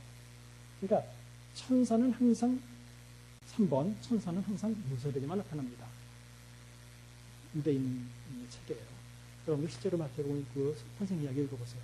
한 번도 마리아에게 천사가 나타나서 뭐라고 말해본 법이 없어요. 마리아는 그 탄생 이야기 내내 5번 보시면 마리아는 단 한마디 대사도 없고 어떤 역할도 하지 않는, 이름만 처음에 잠깐 등장하고 한마디 말도 없고 어떤 힘을 일단 되는 얘기도 없어요. 진짜 조연이에요. 쉽게 얘기하자면 지나가는 여인 1 이거에 해당되는 거예요. 그 정도로 마태복음 탄생 이야기에서는 마리아가 중심 인물이 아닌 거예요. 다 천사는 그 다음에도 요셉에게 나타나요. 또 그래서 야 애굽으로, 거기 헤롯이 죽이려고 하니까 애굽으로 가서 돌아오지 말라고, 다음에 내가 얘기할 때까지 가만히 거기 있으라고. 그럼 또 다 지나고 난 다음에 야 이제 다 끝났다 얘기가, 다시 돌아와라. 천사가 요셉에게만 계속 나타납니다. 근데 이제 누가복음으로 넘어오면 마리아가 주인공의 전체가 역전돼요. 누가복음은 비천한 자가 주인공이에요. 이 비천한 자 속에는 여러 가지가 다 들어가 있는 거예요. 여기는 앞으로 나오겠지만 여자도 비천한 자에 들어가요. 이 여자가 제일 많이 나오는 데가 누가복음이에요. 그래서 여자 이름들도 많이 나오고 여인들이 중심 역할을 하고 있는 것도 누가복음이고 그래요. 네? 그 사도행전도 누가복음 저자가 누가가 썼단 말이에요. 그렇죠? 사도행전을 보면 항상 남자만 나오지 않고 여자가 항상 같이 나와요. 아나니아와 삽비라. 뭐 그다음에 자주장사 루디아 여인, 여자들 얘기가 참 많아요. 오늘 목사님이 읽은 본문도 설교에도 누가복음이죠. 그러니까 거기 부활 때에, 예수님 부활 때 여자들 명단이 다 나오죠. 누가 왔었고 누가 왔었고 누가 왔었고 제일 많이 그랬어요. 언급을 하고 있어요. 그러니까 여자들 그럼 무조건, 이것도 그 당시에 비천한 자였었어요. 그다음에 당연히 가난한 자 또는 뭐 병든 자, 그다음에 세리와 죄인, 또 과부, 이런 사람들은 누가복음에 있어서 그 당시엔 비천한 인물이지만 누가복음에서는 이것이 중심 인물들이에요. 주인공들이 되는 거예요. 변두리 인물이 아닌 거예요. 마이너 캐릭터가 아니라 메이저 캐릭터가 되는 거예요. 사람들이 중심 인물들이 되는 거예요. 그래서 이제 초점을 그렇게 맞춰보세요. 아, 누가는 항상 비천한 자에 초점을 맞추고 있다. 그러면 동방의 점성가들은 박사라고도 하긴, 실제로 그 사람들은 아마 그 당시 동방에서 보통은 제사장 역할을 했거나 또는 뭐 어떤 부족의 어떤 왕 역할을 했다라고 이렇게 보통 얘기를 하거든요. 신분이 높은 사람들이에요, 그 사람들은. 신분이 높은 사람들이에요. 근데 누가복음에는 그 다음에 나오지만 그 제일 예수님을 찾아온 자가 누구로 나오냐면, 여러분들 이제 목자라고 나오는데 이렇게 번역하는 거는 별로 좋은 게 아니에요.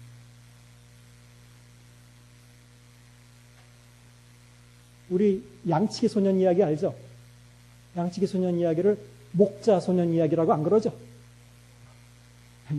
목자라는 건 우리가 조금 더 좋은 의미에서 우리 목회한다는 그런 좋은 의미에서 양들을 잘 돌본다는 뭐 이런 의미에서 이렇게 우리말로 번역이 된 거예요. 그렇죠? 그래서 사실 실제로 그건 양치기라고 말하는 게 더 맞아요. 양치기.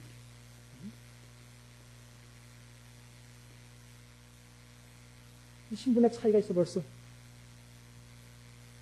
이 양치기들은 그 당시에 소위 3D 업종에 종사하던 사람들입니다. 실제로. 여러분들 보시면 이 양치기들이 집에서 밥 먹고 있을 때에 천사가 임한 게 아니에요. 밖에서 밤에 양을 지키고 있다는, 양을 지키고 있다는 그 표현을 읽어보시면 한 번 양을 치는 의미가 아니라 밖에서 계속 살면서 그런 뜻이 흘러서. 아니, 원래는 밤이면 안에서 자야 되는 게 정상이죠. 정상적인 직업을 가진 사람들이라면. 밖에서 밤에 그것도 살면서, 밖에서 살면서 양을 지키고 있던 사람들이 당연히 그건 아주 비천한 그 직업 중에서도 제일 그냥 아주 그 비천한 직업을 가진 사람을 의미하는 거고, 거기다 밖에서 밤에 양을 치고 있다. 또 그 문헌에 보면 그 당시 양치기들의 그 평판이 아주 나빴다는 거죠. 뭐 당연하죠. 이렇게 살아야 되는 사람이니까 몰래 양적 하다가 몰래 팔고 뭐 이런 거에서 무슨 뭐 도둑놈들 뭐 이렇게 그 안 좋은 평판을 가지고 그런 사차는 사람들이라는 말이에요. 자, 좀 그렇게 차이가 나는 거예요. 그렇다면 나중에라도 여러분들이 양치기에게 하나님의 소식이 전해지고 그들이 와서 예수님을 경배한 이야기가 어디 나오냐? 구분할 수 있겠죠, 금방. 여기는 이방인 왕으로 오신 예수님, 여기는 양치기. 불쌍한 사람들을 돌보시는 하나님. 이렇게 생각해 보시면 이 이야기가 그렇게 흘러가고 있구나. 그러면 예수님도 도대체 집에 있을 자리가 없어서 구유에서 태어나셨다. 이런 얘기는 어디에 있을 것 같아요? 당연히 누가복음에 있을 수밖에 없어요. 그건. 마태복음은 구유 구자도 얘기를 안 한다는 말이에요. 너무 당연한 거예요. 이런 분위기로 이야기가 전개돼야 되기 때문에. 여기서는 요셉에게 한 번도 천사가 나타나지 않아요. 마리아에게만 나타나요. 그 다음에 이쪽에서는 대사가 하나도 없었는데 마리아가 여기서는 마리아 혼자 다 해요. 마리아 노래라고 그래가지고 유명한 마리아 노래 있어요. 그 다음에 이렇게 천사가 마리아에게 나타나서 네가 성령으로 얻게 됐다니까 주의 말씀대로 이루어지이다. 그 마리아의 믿음. 여기서는 의로운 요셉, 여기는 마리아의 믿음. 마리아는 스스로가 비천한 계집종이라는 비천하다는 표현입니다. 그래서 누가는 항상 비천한 자에 관심이 있어요. 그래서 누가복음을 어떤 사람은 소위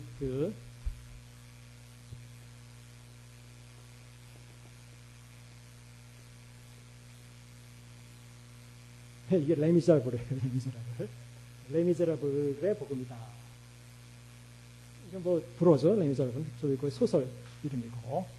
레미제라블. 레는 이제 관사고 미제라블은 영어로 얘기하면 the miserable 이라는 뜻이 돼요. 그러니까 비참한 사람들이라 이런 뜻이 되는 거예요. 그래서 레미제라블 복음이다. 이렇게. 누가 복음은 또 그런 면에서 참 재밌어요. 또는 사회복음이다. 누가 복음을 그렇게 표현하고. 어쨌든 자, 주된 역할은 이쪽은 마리아가 하고, 누가복음에는 요셉이 한마디 대사가 없단 말이에요. 요셉이라고 이름만 나오고. 너무 이렇게 극명하게 얘기가 달라요. 그 다음에 예수님은 구주로 소개된다. 이게 누가복음에서는, 누가복음도 어차피 우리가 하니까, 누가복음은 구주로 소개된다. 이 구주. 잃어버린 자를 찾으러 와서 구원해 주시는 구주. 이제 누가복음 얘기지만 구주라는 말은 영어로는 그냥 세이비어예요. 우리가 구세주라고 보통 번역하는 그거고 구원자 다 같은 말이에요. 구주, 세이비어, 소텔.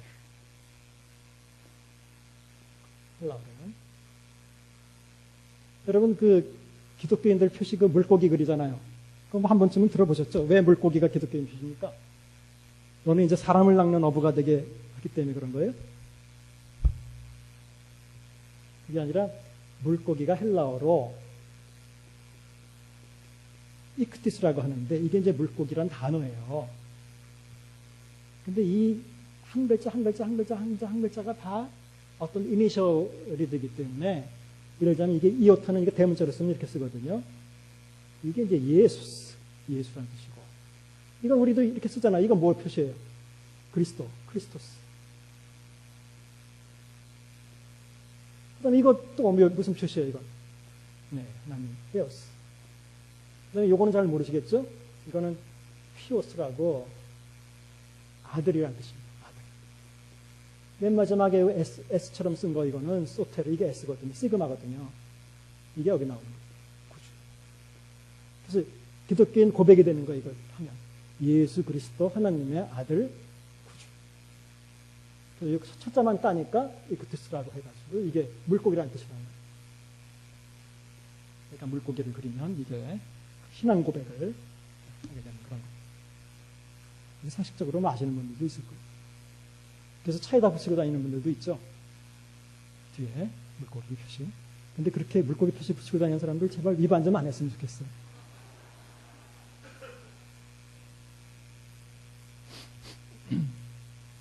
그래서 누가복음 탄생 이야기에서는 예수님은 구유에 있어요. 그러니까 예수님이 구유에서 태어났다라고 말하는 책은 누가복음밖에 없어요. 다른 어떤 데를 뒤져봐도 그런 얘기는 안 나와요. 오히려 누가복음 때는 우리가 이걸 알 수 있는 거예요. 그 다음에 마태복음 탄생 이야기에서는 탄생의 소식을 알고 찾아온 자가 동방점성가였더라. 이방에서 그것도 얼마나 멀리서 왔는지도 몰라요. 도대체 몇 달을 걸쳐서 왔는지도 몰라요. 이 사람들은 오자마자 유대인의 왕이 탄생했다는 것을 알고, 지난번에도 말씀드렸지만 천사가 이방인 그 점성가들에게 나타났다는 말이 없었어요. 나타나서 자, 저기 유대 땅에 베들레헴에 메시아가 나는데 너희들 가서 경배해라 이렇게 말했다는 얘기가 없어요. 이 사람들은 자기들이 별을 보고 그런 믿음이 있었다는 거예요. 처음부터 이방인들은 이렇게 믿음 있는 자들로 그려진다는 거예요. 중요한 거예요. 결국 찾아와서 경배하죠. 예물 다 드리고 예수님을 경배하는 얼마나 큰 신앙입니까? 그래서 여기서 이 이야기에서 강조되고 있는 것은 멀리서 예수를 찾아와서 경배하는 이방인의 적극적인 믿음이 강조되고 있습니다. 이렇게까지 이런 믿음이 있다라는 게 강조되고 있어요. 그들은 예물을 드리고 예수를 왕으로 경배한다. 근데 양치기 같은 경우는 밖에서 밤에 양을 지키고 있었어요. 이 사람들 스스로 있다가 야 이제 예수님 탄생할 때가 됐으니까 가보자 이런 게 아니에요. 전혀 사람들은 준비도 없었고 아무런 그런 여유도 없었겠죠. 무슨 뭐 부세주가 나고 그런 게 지금 하루 먹고 사는 자체가 힘든 어떤 상황일 텐데 밖에서 밤에 양을 지키고 있었는데 천사가 갑자기 이들에게 나타나서 자 오늘날 다윗의 동네에 누구를 위하여? 너희를 위하여. 지금 이 사람들에게 한 얘기예요. 그게 여러분도 읽어보시면 그 양치기들에게 너희를 위하여 구주가 나셨으니 곧 그리스도 주시니라 라고 했어요. 너희를 위하여. 내가 온 세상에 미칠 기쁨의 큰 기쁨의 소식을 너희에게 전하노라. 그 많은 직업들이 있고 그 많은 사람들이 있었는데 생각해 보세요. 하필이면 그 기쁨의 세상에 미칠 기쁨의 큰 소식이 누구에게 선발돼서 들어갔느냐? 밖에서 밤에 양치기 있던 양치기들에게 들어가서 너희를 위해서 구주가 나셨다고 얘기했다는 거예요. 굉장히 의미 있는, 의도적이고 의미 있는 이야기예요. 이것은. 그래서 누가복음은 처음부터 이 사람들은 뭐 믿음이 있었다는 얘기도 없고 그냥 준비되어 있었다는 얘기도 없어요. 이 사람들이 중요한 게 아니에요. 정말 불쌍한 사람들이지만 전격적으로 하나님이 그 사람들을 찾아와 주셔서 천사들을 보내서 그 사람들에게 기쁨의 소식을 전하게 되는구나. 그래서 이 사람들이 무슨 뭐 큰 인물이었다 이런 걸 강조하는 게 아니라 믿음이었다. 하나님이 그렇게 그치한 사람들을 먼저 찾아가 주신다는 것이 여기서 나는 이야기에서 강조되고 있죠. 그래서 그들은 예수를 찾아가 자신들이 들은 말만 전하죠. 예물이 없죠. 이 사람들이 황금 유향 모략이 어디 있어요. 그냥 가서 보죠. 그 다음에 기타 여기는 뭐 헤롯이 어린아이들을 죽인 이야기가 나옵니다. 마태복음에서는 또 그 얘기는 말씀드렸지만 이방인의 믿음과 함께 유대인의 불신. 사실 헤롯은 엄밀히 말해서 유대인은 아닙니다. 헤롯은 에돔인이에요. 그러니까 좀 정통 유대인은 아니에요. 헤롯은. 그래서 사람들이 헤롯을 굉장히 싫어했어요. 에돔이. 정통 유대인은 아니에요. 그래도 그쪽 계통 사람이긴 하죠. 하지만 유대인의 왕이었죠. 그 당시에. 유대인들을 다스리는 왕이었죠. 그렇기 때문에 이 사람이 예수를 죽이려고 했다는 것은 역시 마찬가지 유대 정권이나 유대인들이 전체적으로 예수를 죽이려고 했다는 것과 연결되고 있습니다. 자, 그 다음에 누가복음에는 마태복음에 안 나오는 다른 이야기들, 엘리사벳, 사가랴. 그 사람들은 침례자 요한의 부모죠, 그렇죠? 근데 엘리사벳하고 사가랴 역시 여자 남자 다 나와요. 엄마도 나오고 또 시므온 안나 이런 사람들 다 등장을 해요. 그 다음에 아기 예수의 정결례식과 12살 때 예수에 대한 이야기가 있다. 자, 그래서 맨 밑에 이제 어떻게 보면 결론처럼 되어 있는 그 화목해 되어 있는 부분을 보면 마태복음의 탄생 이야기는 마태복음의 서론으로서 특히 왕으로서의 예수의 탄생을 알고 멀리서부터 찾아와서 결국 예수께 경배하는 이방인 동방정통가들의 적극적인 믿음이 강조되고 있다. 예수에 대한 유대인들의 반대가 또 예시된다.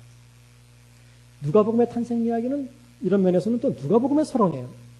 스스로 비천하게 태어나셔서 가난한 자들의 구주가 되시는 예수가 강조되며 비천한 자들을 먼저 찾아와 주시는 하나님의 은혜가 강조된다. 그러니까 은혜 맞은 자여 평안할지어다. 이게 누가복음 이야기 안에 하나님의 은혜가 강조된다. 자, 이렇게 아주 성격이 굉장히 뚜렷하게 달라지고 있고 이건 이것대로 마태복음에 아주 적절한 탄생 이야기가 되고 이건 이것대로 누가복음에 아주 적절한 누가복음의 요약의 탄생 이야기가 되는 두 이야기겠단 말이에요. 그런데 이제 전에도 말씀드렸지만 우리는 과거부터 이걸 두 개를 섞어서 하나의 이야기를 저작권법 위반이에요, 이거는. 섞어가지고 이 이야기도 아니고 저 이야기도 아닌 이야기를 만들었다. 그렇게 섞어놓으면 이건 마태복음에도 적합하지 않고 누가복음에도 적합하지 않는 이야기니까 저 항상 그런 걸 강조하지만 만일 연극으로 뭐 한다면 매일 크리스마스 때 한다면 더 좋잖아요. 올해는 우리가 마태복음을 중심으로 이야기를 만들어서 섞지 말고 그래서 정말 왕으로 오신 예수와 이방인들의 그 믿음을 좀 강조해서 연극을 만들어서 섞게 한번 해보고 내년에는 또 이제 누가복음 이야기를 통해서 참 불쌍하고 이런 사람들을 참 찾아와 주시는 그런 하나님의 은혜를 강조하는 그런 이야기를 한번 연극을 해보고 그럼 성경적으로도 좋고 또 똑같은 거 맨날 안 하고 다르게 해서 좋고 여러 가지로 좋을 거 아니에요. 어쨌든 섞으면 안 됩니다. 계속 지금 복음서를 하지만 복음서 이야기를 이렇게 만들어 섞으면 안 되는 거예요. 마태복음 할 때는 마태복음의 성격을 잘 이해하셔서 충분히 마태복음적으로 마태복음 이해해야 되고 누가복음 이해할 때는 누가복음적으로 이렇게 달라져. 그렇다면 이 성격을 보면 이제 어떤 이야기가 어디 있는지는 구분이 금방 가시겠죠. 그렇죠? 네,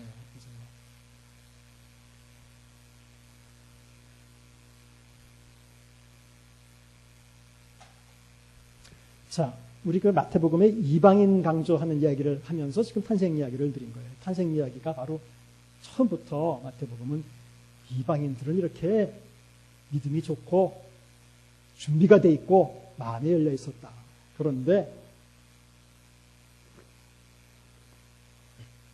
오히려 유대인들은 마음에 닫혀 있고 예수님 탄생했을 때 예수님 죽이려고 하고 예수님 탄생했을 때 헤롯 대왕이 애들을 죽였죠. 우린 잘못 생각하면 그건 무슨 대학자들처럼 이렇게 생각하실 텐데 이건 뭐 그냥 지나가는 이야기예요. 실제로 베들레헴의 어떤 그 당시의 인구 조사를 그 당시에 조그만 도시 동네란 말이에요. 시골 동네란 말이에요. 거기서 2살 미만의 아이가 있었을 확률을 이렇게 보니까 한 30명 정도나 이하나 그 정도밖에 안 돼. 그것도 많은 인원이지만 그러니까 그런 큰 대학살 뭐 이런지 않아요. 그것보다는 조금 밑에예요. 다른 데서. 자, 그래서 이제 이방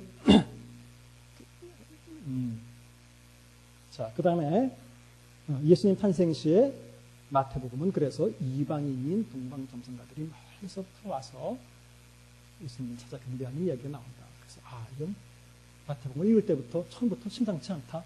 족보에도 막 이방 여인들도 막 등장하지. 예수님 탄생하는 때도 제일 처음에 와서 예배드리고 하나님께 경배드리고 예수님께 경배드리는 사람들이 이방인들이지. 벌써 심상치 않은 분위기가 나오는 거예요. 아니나 다를까 마태복음을 쭉 읽어보면 유대인들은 계속 예수를 반대하고 그중에 이제 믿음 좋은 사람들은 이방인들로 나타난단 말이에요. 그 밑에 보시면 이제 세 번째, 지난번에 말씀드렸죠. 이것도 마태복음 전체를 통해서 그래서 믿음의 칭찬을 받는 사람이 딱 두 사람이 있단 말이에요. 그렇죠? 하나는 남자, 하나는 여자예요. 한 남자는 역시 이방 백부장이고 한 여자는 소위 스로보니게라고 하는 예수님이 이들의 믿음을 칭찬했어요. 한번 찾아보죠. 찾아봅시다. 자, 처음에 이방 백부장 이야기는 95쪽에 있습니다. 여러분 그 검색해줘서 95쪽.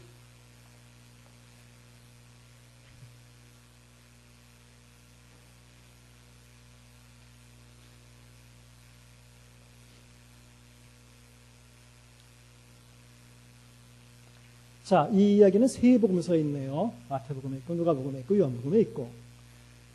근데 조금씩 약간씩 달라요.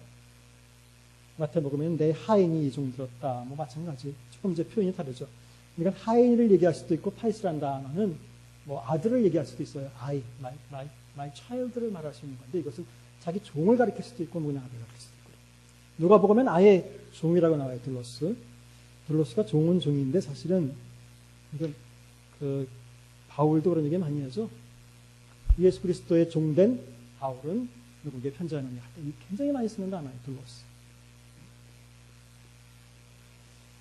누구든지 첫째가 되려거든 사람을 섬기는 누구의 섬기는 자가 되어야 되고 그다음에 많은 사람들에게 종이 되어야 된다. 이렇게 표현하셨죠. 근데 앞에 섬기는 자라는 표현은 디아코노스예요.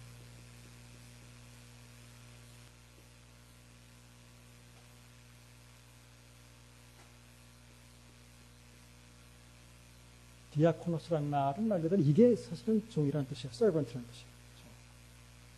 이 디아코노스에서 영어의 디컨이 온 거예요. 집사. 집사는 종이에요, 종. 그럼 바울이 자기를 하나님의 종이라고 맨날 이제 둘러서 그래가지고 우리가 뭐 하나님의 종이다, 목회자들을. 자, 이것이 종이라면 뭐가 다른가? 이건 사실 이게 종이라고 번역해야 맞는가? 이걸 섬기는 자 뭐 이렇게 번역을 했는데 이건 뭐라고 번역하는 게 맞는가? 이건 노예예요, 노예. 원래 이거 번역 노예가 맞아요. slave라고 번역하는 게 맞는 거예요. 그래서 바울이 하나님의 종됐나 바울을 할 때 하나님의 노예라고. 근데 우리말로 노예라고 번역하면 이게 굉장히 굴욕적이고 좀 이런 어감이 있잖아요. 그러니까 이제 그렇게 번역을 못한 거예요. 근데 실제로는 이게 노예. 원래 노예라고 번역하는 게 맞는 거예요. 그렇게 하나님께 완전히 어떻게 보면 헌신한다 뭐 이런 의미겠죠. 전적으로 하나님께 귀속되어 있다 이런 뜻이겠죠. 노예. 그래서 그냥 영어에서도 슬레이브라고 번역한 게 맞는데 그렇게 번역하는 데도 있긴 있어요. 정 안 되니까 뭐 bond servant라고. 그래서 bond라는 말은 이렇게 구속되어 있다 이런 뜻이에요. 그러니까 좋은 종인데 조금 그냥 편안한 종이 아니라 더 완전히 이렇게 구속된 종이다 이런 뜻인데 사실은 슬레이브라고 번역한 게 맞아요. 그래서 많은 사람에게 네가 큰 자가 되려면 많은 사람을 숨기는 종이 되어야 되고 여러 사람들에게 노예가 되어야 된다. 그러니까 바울은 자기가 하나님의 노예라고 그랬어요. 그리고 집사님들은 종입니다. 종, 서번트예요. 집사는 원래가 그게 그 말이니까 목사님은 노예예요. 노예.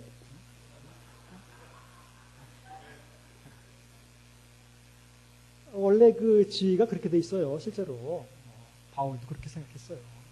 오히려 그럴수록 더 섬기는 이게 더 섬기는 사람이건 그렇게 돼야 되는 거예요. 원래가. 자, 그래서 어쨌든 뭐 자기 사랑하는 노예가 병들었다. 그런데 요한복음에는 그의 아들이 또 병들었다고 그래요. 그렇죠? 이런 게 조금씩 달라요. 근데 어쨌든 마태하고 누가가 좀 비슷한데 이쪽 보시면 내가 내려가서 고쳐주겠다 그랬더니 우리가 잘 알다시피 감당하지 못하겠습니다. 말씀으로 하면 하옵소서. 이런 믿음을 보였어요. 그렇죠? 대단하죠. 그런데 요한복음에 보면 좀 달라요. 요한복음 그 49절에 보세요. 신하가 이르되 주여 내 아이가 죽기 전에 거기 굵은 글씨로 돼 있죠? 내려오소서 그러죠? 와달라고 그래요. 오히려 여기서는 요한복음에서는. 근데 마태복음이나 누가복음에서는 그렇잖아요. 뭐 말씀으로만 하십시오. 그래가지고 그 밑에 읽어보시면 이제 10절 예수께서 들으시고 놀랍게 여겨 예수님을 놀래키는, 예수님을 놀랍게 만드는 믿음을 가졌어요. 예수님도 놀랐어요. 얼마나 이방인 믿음이 놀랍게 여겨 따르는 자들에게 이르시되 내가 진실로가 헬라어로는 아멘이에요. 이게 아멘이에요. 진실로 너에게 이르노니 이스라엘 중 누구에게서 아무에게서도 이러한 믿음을 만나지 못했다. 근데 누가복음도 좀 비슷한 말씀이 있는데 조금 달라요. 일단 진실로가 빠져 있고, 그렇죠? 진실로가 빠져 있죠. 그 다음에 이스라엘 중 아무에게서도가 빠져 있죠.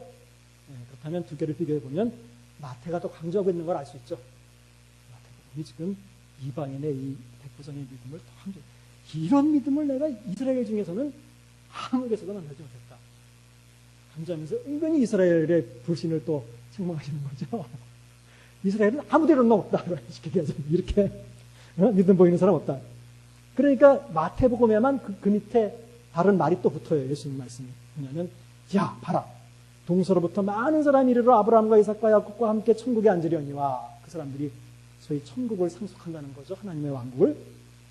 그 나라의 본자손들은 지난주에 한번 아마 읽었던 것 같은데 거의 휘로이 테스파스 그 왕국의 그 아들들은 오히려 바깥 어두운 데 쫓겨나서 거기서 울며 예배를 가는 게 있을 것이다. 이 얘기가 무슨 얘기? 그 나라의 자식들이 누구를 가리키는 말이냐?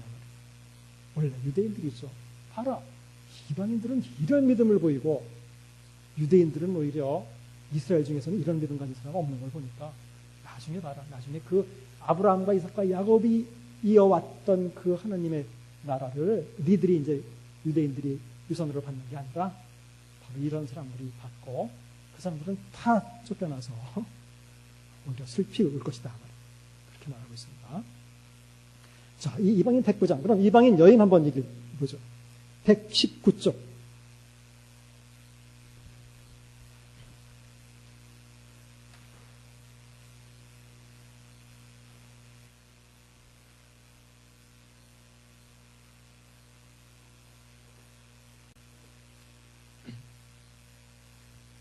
본문을 비교해보면 누가복음에 있다고 하더라도 마태가 더 강조하고 있다는 걸 금방 볼 수 있거든요. 이 부분도 마찬가지예요. 자, 이것은 마태복음과 마가복음에만 나오네요. 119쪽에 보시면. 자, 기본적인 이야기는 똑같은데 가나안 여자 하나가 지경에서 나와서 소리 질러 이르되 주 다윗의 자손이요. 여자는 다윗의 자손이라는 표현은 메시아라는 표현인데 이방 여인이 무슨 메시아를 뭐 고대하지도 않았을 텐데 메시아라고 부르고 있는 거예요. 주 다윗의 자손이요. 나를 불쌍히 여기소서. 내 딸이 흉악하게 귀신 들렸나이다. 그랬는데 자 보세요. 예수는 어떻게 했어요? 한 말씀도 대답하지 않았어요. 거기 굵은 글씨로 돼 있고 마가에 보면 그런 얘기가 없어요. 거기 번호 1번이라고 한번 적어놔 보세요. 1번. 자, 예수님은 냉담했어요. 해달랬는데 근데 마가복음엔 그런 얘기가 없단 말이에요. 그렇죠? 그럼 이제 제자들이 그래서 와서 말했어요.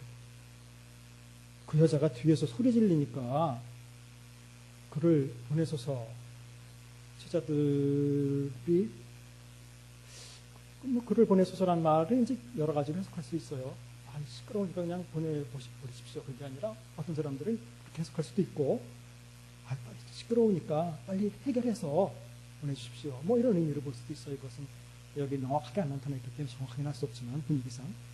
예수님께서 어쨌든 간에 또 한 번 반응을 보이시는데 그 다음에는 나는 이스라엘 집에 잃어버린 양 외에는 다른 데로 보내심을 받지 아니하였다.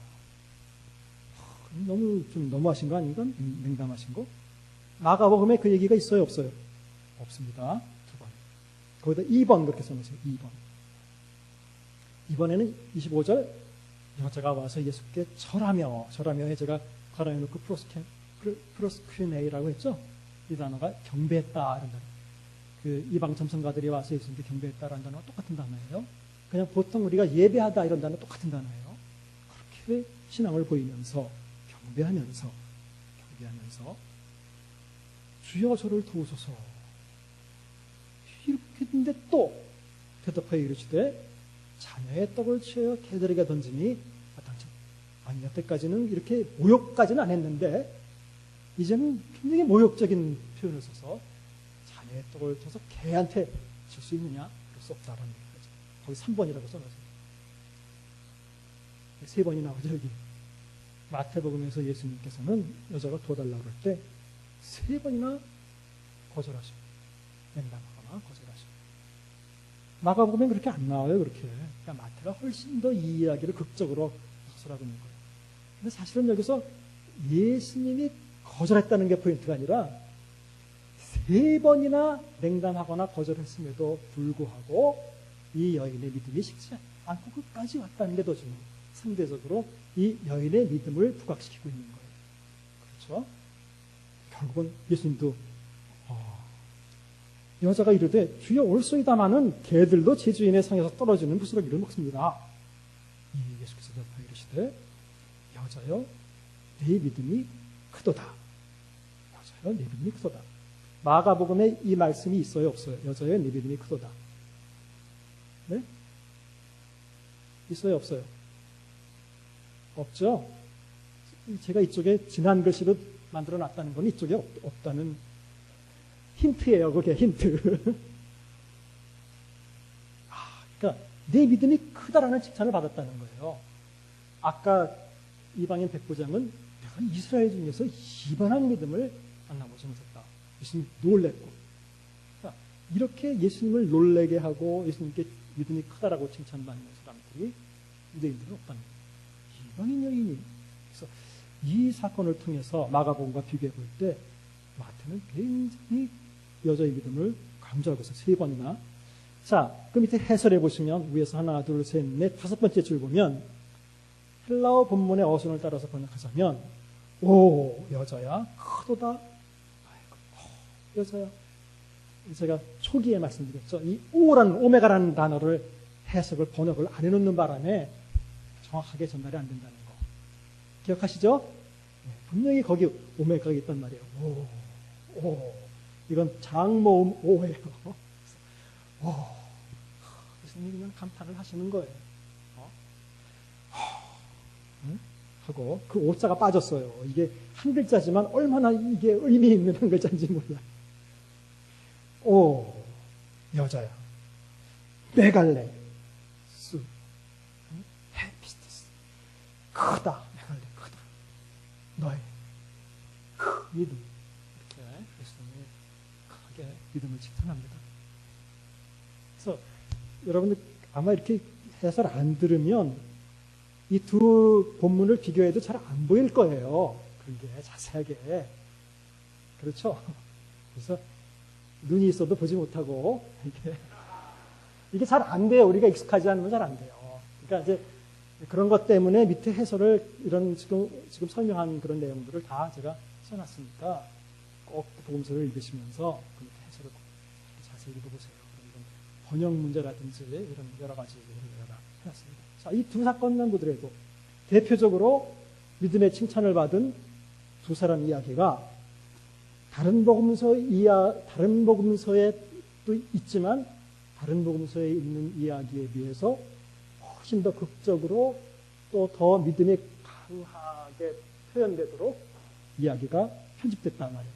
어떻게 보면 각색되고 그랬다는 거 그걸 볼 수 있죠. 그래서 마태의 사상이 뭔지 뭘 강조하려고 하는지 금방 우리가 느낄 수 있고 어쨌든 두 이방인의 믿음이 큰 사람들로 나타납니다. 자, 그다음. 자, 그래서 결국은 아까도 나왔지만 이방인들이 하나님의 왕국을 차지하게 될 거다라는 얘기가 여기저기서 나온단 말이에요. 아까도 그 나라의 자손들은 빼앗긴단 말이에요. 그 왕국을.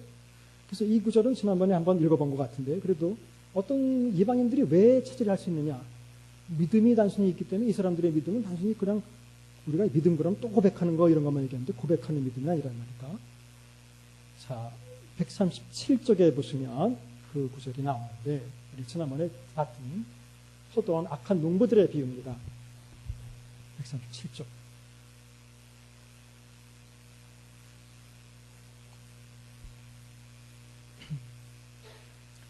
자, 이 이야기는 세 복음서에 있죠.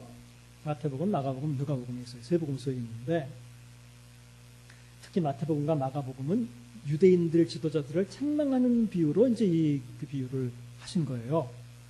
그런데 마가복음에는 오리지널 마가복음에는 그냥 이 비유로 그들을 책망하는 것밖에 없는데 마태복음에는 거기 43절에 보시면 다른 복음서에는 없는 독특한 말씀이 들어있어요.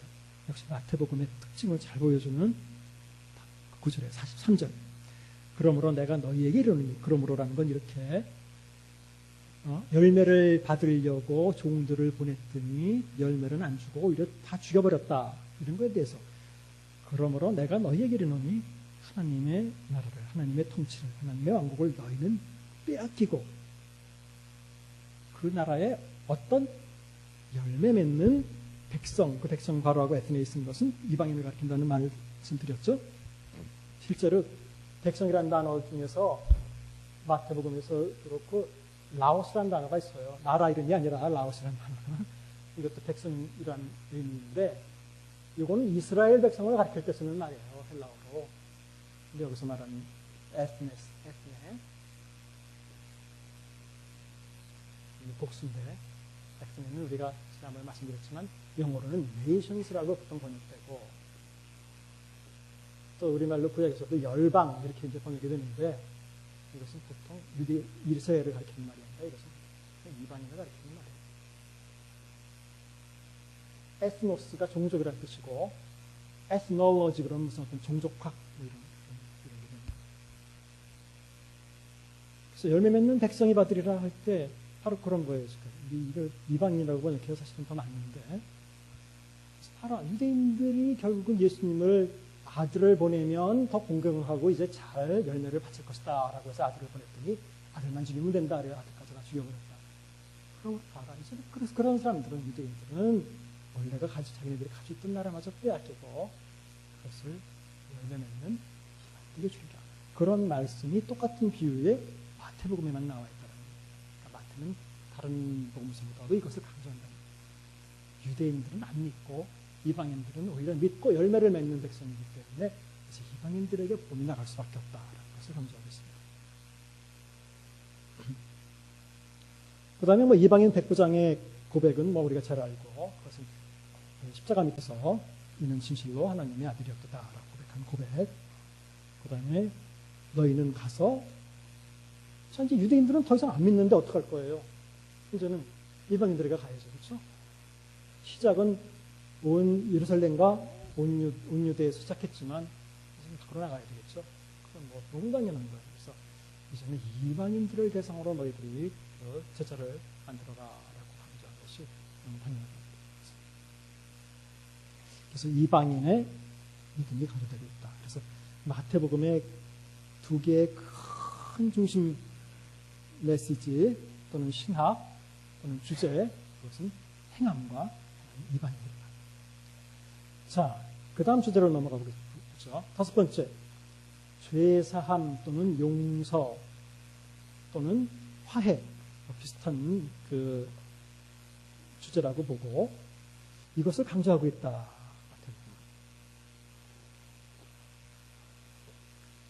마태복음만 예수님이 오실 때 그 이름을 예수라 하라. 이는 그 자기 백성을 그들의 죄에서 구원하려고 했다. 죄에서 구원.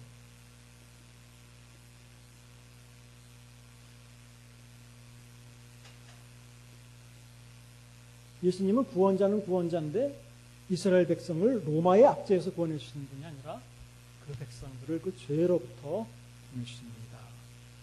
우리를 가난으로부터 구원해 주시는 분이 아니라 죄로부터 구원해 주시는 분이다. 우리를 배고픔으로부터 단순한 외적인 배고픔으로부터 구원해 주시는 게 아니라 죄로부터 구원해 주시는 분이다. 이게 본질이에요.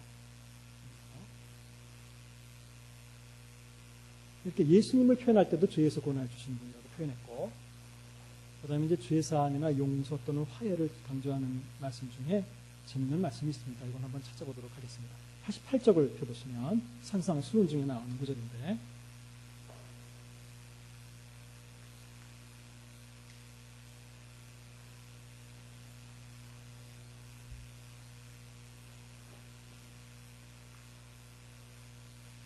자, 88쪽에 5장, 마태복음 5장 23절, 여러분들 익숙하게 아는 구절입니다.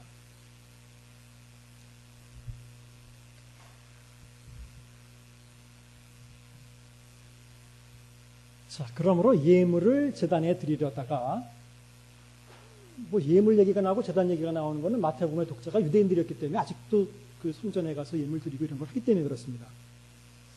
거기서 내 형제에게 원망 들을 만한 일이 있는 것이 생각나거든 예물을 제단 앞에 두고 먼저 가서 형제와 화목하고 그 후에 와서 예물을 드리라. 참, 좀 생각해 볼 만한 재미있는 구절이에요. 자, 예물을 제단에 드린다라는 것이 전통적으로 어떻게 보면 제사와 또 관련이 있는 거 아닙니까? 그러니까 뭐가 우선이냐 그런 거예요. 우선순위에서. 우리는 당연히 모든 걸 만사를 다 제쳐주고 하나님께 예물 드리는 게 우선이지. 어떻게 제단에다가 예물 드리는 게 제사인데 그것이 일종의.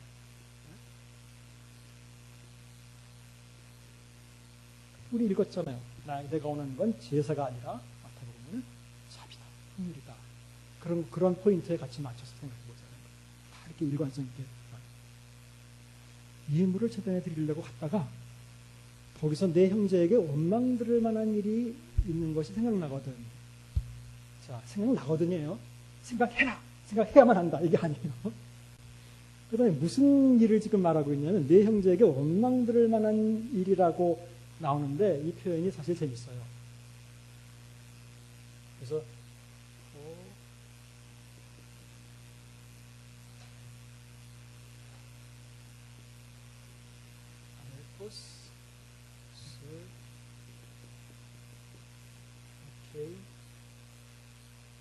T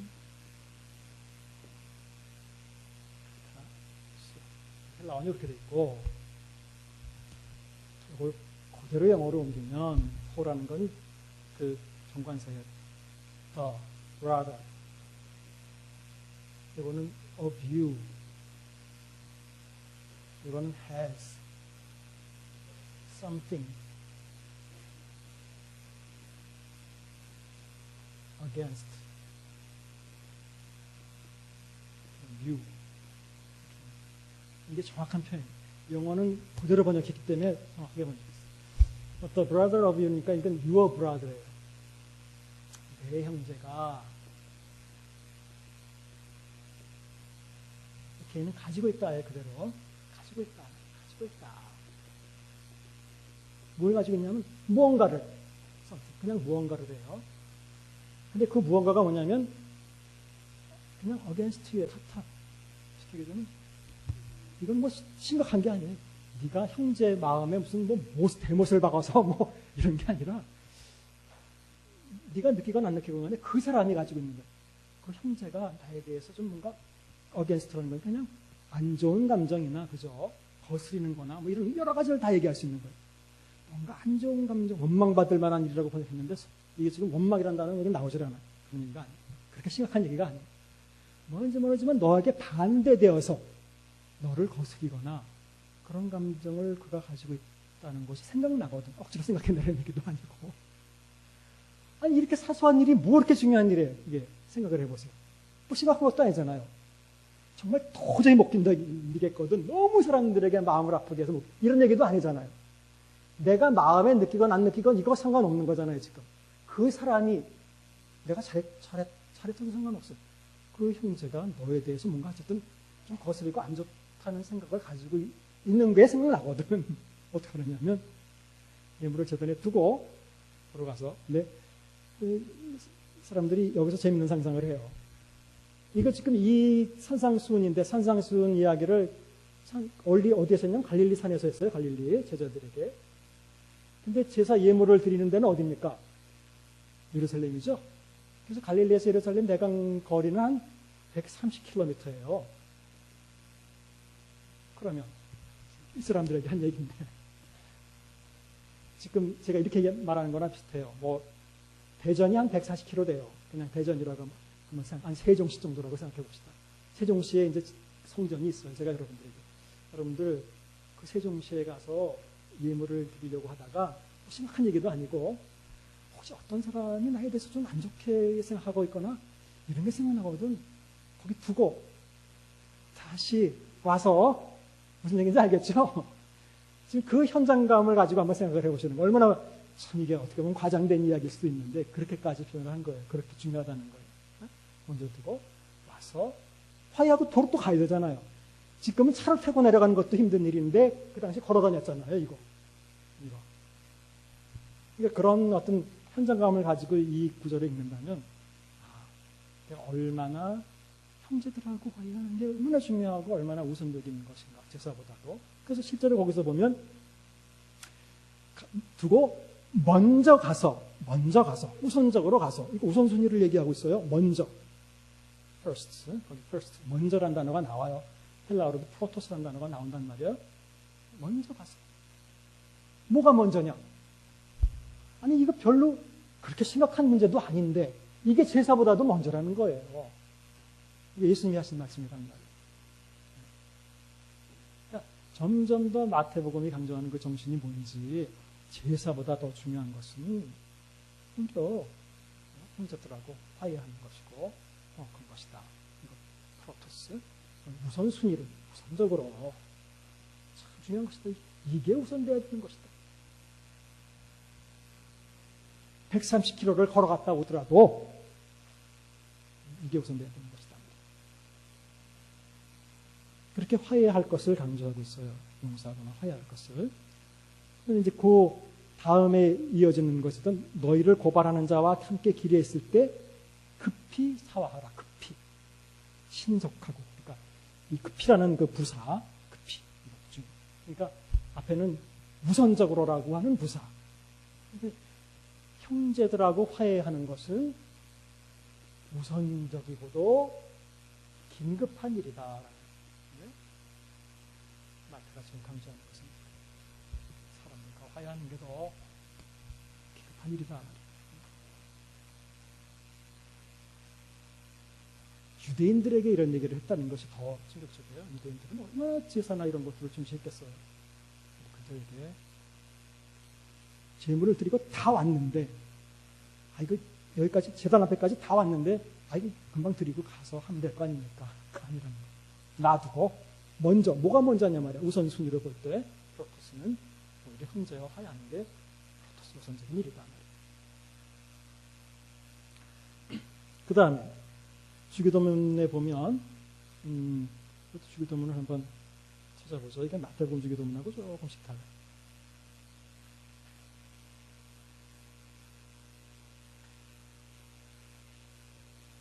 91쪽에 있어요. 주기도문. 마태복음 6장.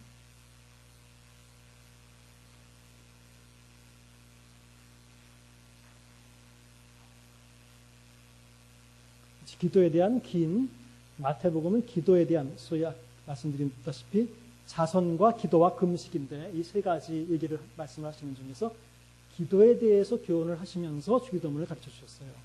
누가복음에는 그런 기도에 대한 어떤 교훈이 없어요.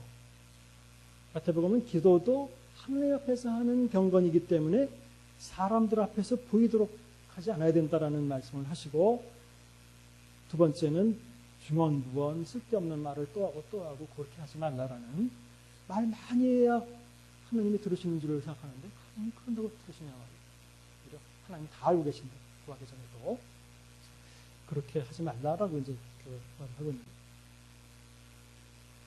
그러므로 이렇게 기도해라. 그렇다면 어떻게 기도해야 되느냐라고 하는 본을 보여주신 거죠. 지난주에도 이 앞부분은 제가 말씀드렸죠. 누가복음에도 주기도문이 나오는데 예를 들자면 거기 왼쪽에 마태복음에 뜻이 하늘에서 이룬 것 같이 땅에서도 이루어지다라고 하는 구절이 굵은 글씨로 되어 있죠. 누가복음에 있어요, 없어요? 없죠. 이렇게 조금씩 달라요. 우리는 지금 마태복음에 있는 주기도문을 근거로 외우고 있는 거예요. 주기도문을 근데 이제 우리가 그 주기도문 안 해도 예수님이 이렇게 기도하라고 가르쳐 주신 기도 안 해도 이 안에는 다른 여러 가지 중요한 일들이 많이 있을 것 같은데 중요한 것 중에 하나는 우리가 우리에게 죄 지은 자를 사해 준 것 같이 우리 죄를 사해 주옵시고, 원래대로 한다면 거기는 밑에도 제가 설명해 놨는데 죄라고 안 돼 있고 원래는 빚진 자들이라고 돼 있는 거예요. 그게 우리가 우리에게 빚진 자들을 사해 준 것 같이 우리 빚들을 사해 주옵시고 통감해 주십시오. 이런 얘기예요, 원래는. 근데 이게 상징적으로 하나님께 빚졌다는 것은 죄 졌다는 얘기가 되거든요. 그래서 죄로 그냥 번역을 한 거예요. 그런데 누가복음에는 우리가 우리에게 죄 지은 자를 할 때는 여기도 마찬가지 빚진 자들을 용서하오니 우리 죄를 할 때는 여기는 진짜 이건 죄예요. 죄를 사해달라는 그 죄예요. 그러니까 우리말로는 그냥 죄라고 다 되어 있지만 누가복음에만 여기 죄라는 단어가 나오고 마태복음에는 원래 우리가 마태복음을 근거로 주기도문을 외우는데 원래는 빚진 자들이라는 뜻이에요. 어쨌든 주기도문은 몇 개 내용이 길지 않은 건데 대표적으로 이것이 기도를 어떻게 해야 되는지를 보여주신 그 기도인데 거기에 앞에 부분에는 하나님의 통치가 이 땅에 와야 된다라는 얘기를 기도해야 된다고, 먼저 기도해야 된다고 나오고 있고 당연히 그 다음에 인간을 위해서 기도하는 내용들은 몇 가지 안 돼요. 한 3가지 되는데 그 중에 첫 번째가 오늘날 우리에게 일용할 양식을 주옵시고, 자, 일용할 양식을 주옵시고, 두 번째는 바로 우리가 우리에게 죄 지은 자를 사해 준 것처럼, 사해 줄 것처럼이 아닙니다. 사해 준 것처럼 우리 빚도 사해 주십시오. 라는 얘기고, 세 번째는 우리를 시험에 들지 말게 하고 다만하게 수고하라는 3가지 이야기예요. 이것만 이렇게 들어있어요. 어쨌든 이 중요한 3대의 기도 중에 죄 용서에 대한 기도가 있는데 이것이 이제 마태복음에서 죄 용서를 특별히 강조하는데, 강조한다는 것을 어떻게 볼 수 있냐면 이 주기도문이 다 끝나고 14절, 다른 복음서에 없어요. 또 한 번 반복을 해요. 예수님께서 14절, 너희가 사람의 잘못을 용서하면 너희 하늘 아버지께서도 너희 잘못을 용서하시려니와, 너희가 사람의 잘못을 용서하지 않으면 너희 아버지께서 너희 잘못을 용서하지 아니하시리라. 이건 조금 우리에게 좀 어렵죠. 이게 좀 이상해요, 그렇죠? 하나님이 우리를 용서하신 것처럼 우리도 다른 사람들을 용서하게 해주십시오. 이렇게 기도하는 게 우리가 볼 때는, 우리 논리를 볼 때는 더 맞을 것 같은데, 우리가 사람들을 용서한 것처럼 우리도 용서해 주십시오. 이렇게 나간다는 거예요. 굉장히 어렵죠. 이것은 다음에 이제 나타나는 다른 비유를 볼 때 무슨 말인지 조금 더 명백해집니다. 자, 그 다음으로 한번 진행을 해보죠. 4번째, 베드로가, 이건 마태복음에만 있는 이야기인데, 베드로가 형제들이 죄를 범하면 몇 번이나 용서해 주면 좋겠습니까? 그랬더니 7번 해주면 됩니까? 그랬더니 70번씩 7번이라도. 그거는 77번이라고 할 수도 있어요. 헬라어는 그렇게 번역될 수도 있어요. 77번이건, 근데 77이 49, 490번이란 사실 같은 거예요. 큰 의미는 없어요. 해줄 만큼 해줘라는 얘기지, 490번까지 용서해주고 491번째는 용서하면 안 된다 이런 얘기가 아니잖아요. 그것은 정말 언제라도 용서해줘야 된다 이런 얘기를 하고 있죠. 이 용서에 대한 이야기가 마태복음에만 있어요. 굉장히 마태는 이렇게 형제를 용서해주라 그래요. 용서해주라. 그 다음에 여기 지금 안 써놨지만 어떤 형제가 죄를 범하면 조용히 가서 얘기해라. 그렇게 말 안 들으면 두세 사람 또 데리고 와서 얘기하고, 그러다 안 들으면 또 교회 데리고 와서 또 얘기하고. 그러니까 기회를 계속 주라는 거죠. 어떻게든지 용서해 줄 수 있는 기회를 주라는 거예요. 개인적으로 가서 얘기도 하고, 사람들 데려가서 또 얘기하고, 교회에서 어떻게든지 용서할 기회를 계속 주라고 이렇게 표현하시는 거예요. 마태복음 18장이 그런 데 대해서 많이 얘기. 자, 마태복음 18장으로 한번 넘어가 보죠, 우리. 마태복음 18장은 마태복음의 어떤 그 특징이나 이런 것들을 좀 잘 표현하는 책이에요. 128쪽에 있습니다.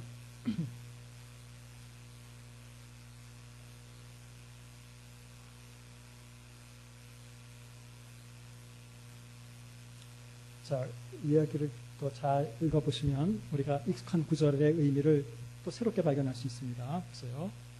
내 형제가 죄를 범하고 했던 그 사람만 상대해서 공부하라 이 얘기예요. 또 아까 말씀드린 그대로예요. 듣지 않거든 한두 사람을 데리고 가서 또 얘기해라. 17절 듣지 않거든 교회에 가서 교회 말도 듣지 않으면 이 마음과 세리처럼 얘기해라. 진실로 너에게 이르노니 무엇이든지 너희가 땅에서 내면 하늘에서도 내릴 것이요 땅에서 풀면 하늘에서도 풀리리라. 이 말의 의미가 뭔지 연결해서 읽으시면 이해하시겠어요?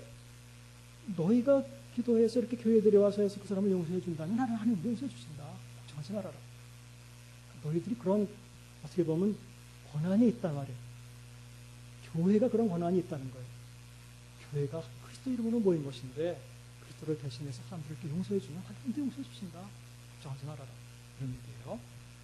자, 19절 진실로 다시 너희에게 이르노니 너희 중에 두 사람이 땅에서 합심하여 무엇이든지 구하면 하늘에 계신 내 아버지께서 그를 위하여 이루게 하시리라.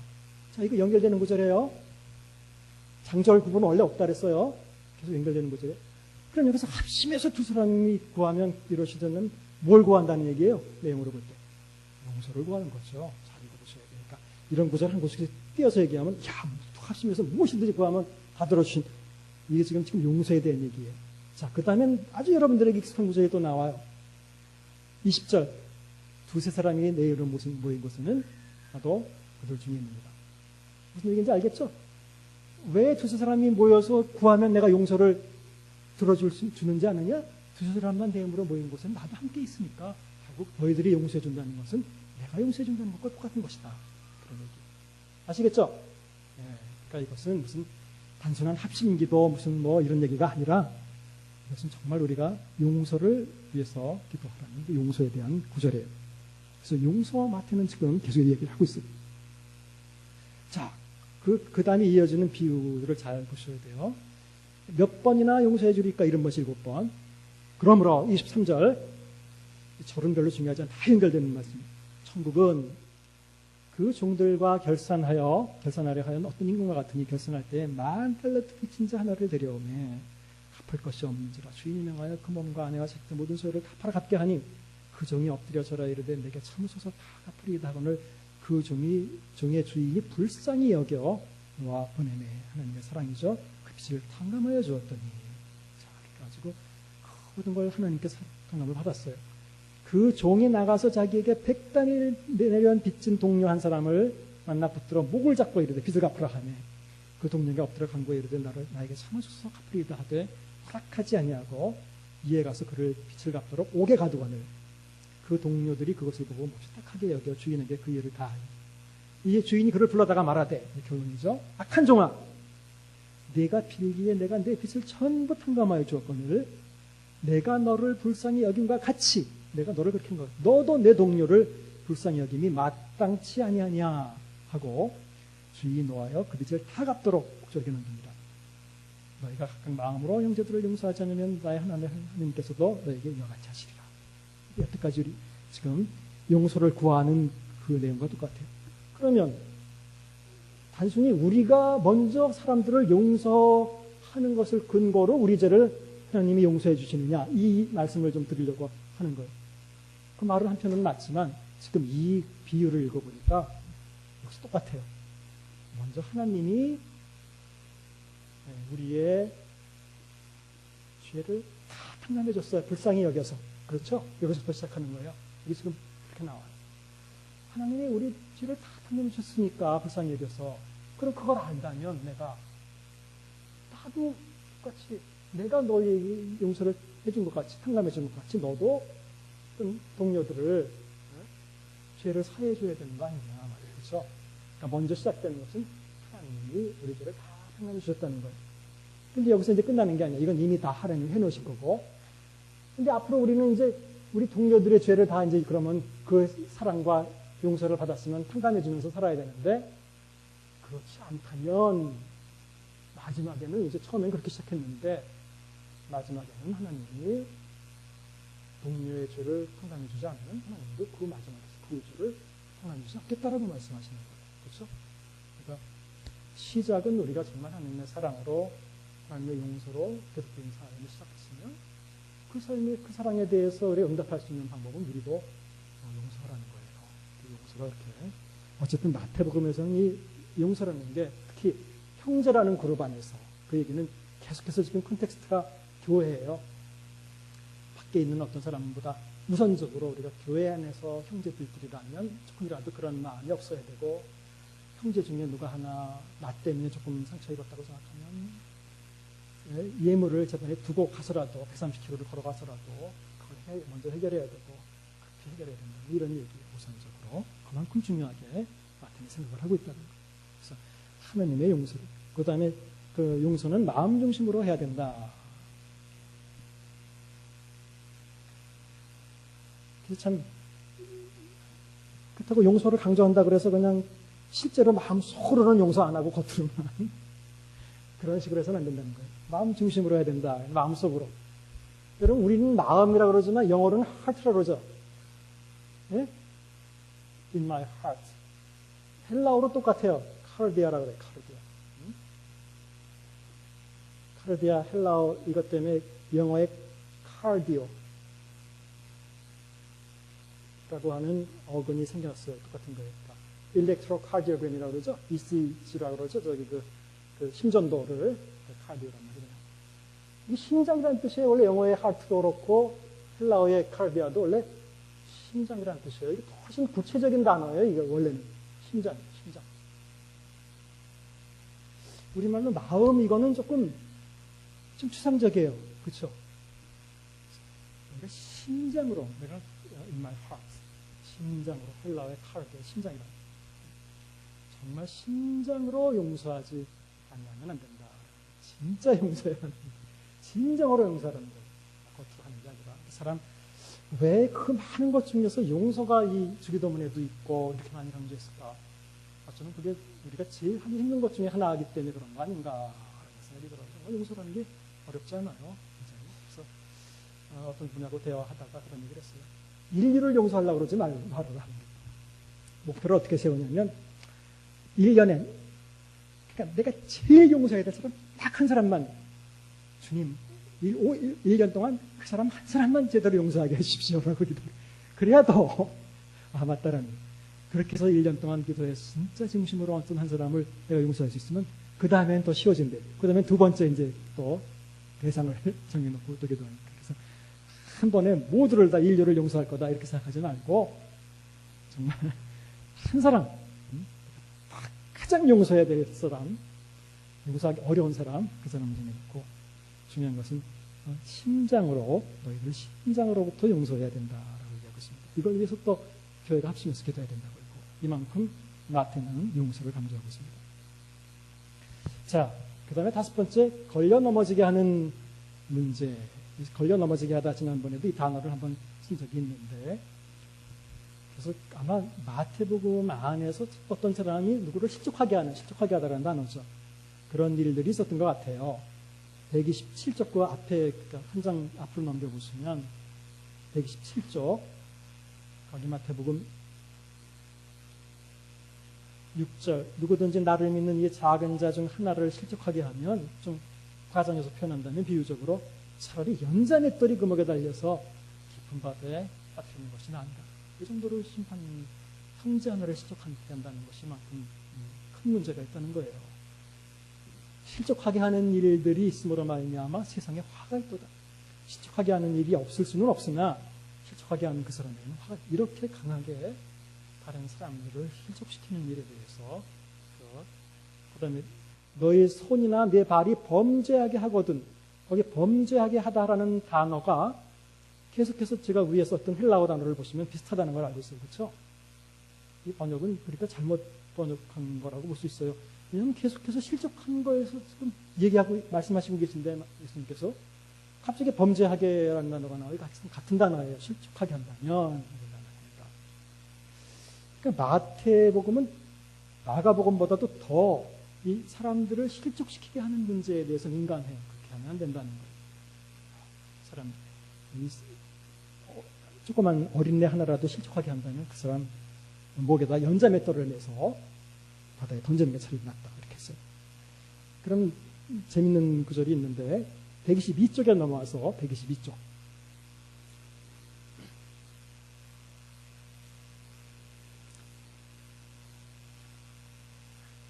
자, 거기 보면 예수님이 이제 처음으로 고난을 예고하신 그 장면이거든요. 고난을 예고하시니까 22절, 마태복음 거기 22절에 베드로가 예수를 붙들고 항변하여, 자, 항변하여 그랬지만 제가 말씀드렸죠? 항변하다는 단어는 꾸짖다라는 단어라고 그게 나온 예수님을 꾸짖었어요. 사실 마태복음에서만 예수님이 야, 베드로야, 이걸 알게 하는 것은 혈육이 아니라 하늘에 계신 아버지다. 내가 베드로라 내 이 반석 위에 기회를 이 얘기가 마태복음에 있어요. 내가 내 천국의 열쇠를 주니까 땅에 서명을 한. 그러니까 베드로가 아주 신이 났겠죠. 칭찬을 이렇게 귀한 칭찬을 들었으니까. 그러고 나서 예수님이 이때로부터 거기 이거 제가 이 해설에 계속 써놨는데 거기 괄호하고 헬라어 데이라고 하는 헬라어가 있는데 왜 거기다 써놨냐면 우리말 번역에 이런 번역을 왜 안 해요. 이 데이라는 말은 비인칭 동사인데 영어로 하자면 it is necessary라고 번역할 수 있고 또는 must 반드시 해야만 한다 이런 뜻이에요. 이것은 이런 말이 안 나와 우리말에. 이때로부터 예수께서는 반드시 자기가 예루살렘에 올라가 장로들과 대장과 서기관들에게 많은 고난을 받고 죽임을 당하고 3일에 살아나야 할 것을 비로소 처음으로 가르치기 시작하셨다 그랬어요. 베드로가 칭찬받았죠 앞에. 그러니까 그렇지 내가 칭찬받았는데 이제는 예수님을 꾸짖은 거예요. 그러니까 예수님께 꾸짖어서 주여 그리 마옵소서 이 일이 결코 죽게 미치지 아니하리이다. 베드로는 이번에도 또 칭찬을 받을 거라고 생각했겠죠. 예수님을 보호해 줬으니까 자기가 그런 일이 없도록 자기가 했더니 이제는 예수님께서 아까는 천국의 열쇠가 얘기가 나왔는데 이제는 반대로 사탄아 내게 들어 물러가라. 완전히 천국과 지옥을 왔다 갔다 한다. 그러면서 마태복음에만 너는 나를 넘어지게 하는 자라고 나오죠. 그 단어가 거기 나오는 스칸달론이라고 거기 제가 적어놨죠. 스칸달론 AM. 너 나에게 걸림돌이다. 너 걸림돌이다. 자, 예수님을 걸려 넘어지게 하고 있어요. 지금. 자, 어린 나이 하나를 걸려 넘어지게 하는 죄가 얼마나 큰지 그 목에 연자맷돌을 매가지고 바다에 던져야 되는데 지금 누구를 걸려 넘어지게 하려고 그러냐? 예수님을. 이 사람은 연자맷돌을 한 10개쯤 매가지고 마태복음만 이런 표현이 나와요. 그러니까 마태복음은 걸려 넘어지게 한다는 거가 굉장히 인간 마태복음은. 그래서 절대로 걸려 넘어지게 만든다. 그리고 베드로는 예수님을 자기 나름대로 보호하려고 했을 뿐인데 더 좋은 쪽으로 생각하려고 했을 뿐인데 사탄아 내들어 물러가라. 너는 하나님의 일을 생각하지 않고 사람의 일을 생각한다. 우리가 볼 때는 고난받고 죽고 이러는 것이 사람의 일이고 고난 안 받고 영광스럽게 되고 이것이 하나님의 일일 거라고 생각하겠지만 베드로도 그렇게 생각했지만 그게 아니었던 거죠. 어쨌든 걸려 넘어지는 문제에 대해서 민감하게 하고 있다. 자, 그 제자 이거는 뭐 간단하니까 그냥 잠깐 한 1, 2분 내에 끝낼게요. 하던 거니까. 전체적으로 마태복음의 제자는 마가복음은 지난번에 우리 봤지만 계속해서 깨닫지 못하는 제자에 대해서 나왔었잖아요. 근데 마태는 그거보다는 그렇게 긍정적으로 표현해요. 그래도 비교적. 그런데 이제 베드로에 대한 얘기가 마태복음에 독특한 얘기가 많아요. 처음에 베드로를 첫 번째라고 한다든지 베드로가 무리로 걸은 이야기도 여기만 나오고 조금 아까 읽은 내가 이 반석 위에 교회를 세운다. 천국의 열쇠를 준다. 이 얘기도 마태복음에만 나와요. 그러니까 이제 학자들이 마태복음에만 베드로가 여러 번 나오는 걸 볼 때 좀 베드로를 조금 중요하게 생각해서 우월하게 그리려고 하는 게 아니냐. 뭐 이런 의견도 제시했는데 실제로 우월한 건 하나도 없어요. 왜냐하면 무리로 잠깐 걸었지만 곧바로 물에 빠졌고 그렇잖아요. 천국의 열쇠를 준다고 했지만 곧바로 사단아 내들어 물러가라라고 또 해서 그렇고 그러니까 전혀 그런 건 없습니다. 전체적으로. 그리고 마태복음이 추구하고 있는 전체적인 제자도는 다 한 거니까 실천적인 제자도다. 첫 번째. 마태복음은 실천해야 된다라는 거예요. 분부한 모든 것을. 두 번째 역시 고난의 제자도는 다 나옵니다. 세 번째 포기의 제자도 다 나옵니다. 네 번째 겸손과 성령의 제자도다. 가장 마태복음의 특징적인 제자도는 1번이다 말이에요. 그렇죠? 실천하는 제자도다. 그 다음에 마지막으로는 용서와 화해의 제자도다. 이거 특징적이죠. 굉장히. 5번과 1번은 마태복음이 강조하고 있는 특징적인 제자라고 할 수 있습니다. 자, 오늘 여기까지 하고 다음 주는 아니죠. 없죠. 다음 주는 없고 그 다음 주에 누가복음 하겠습니다. 감사합니다.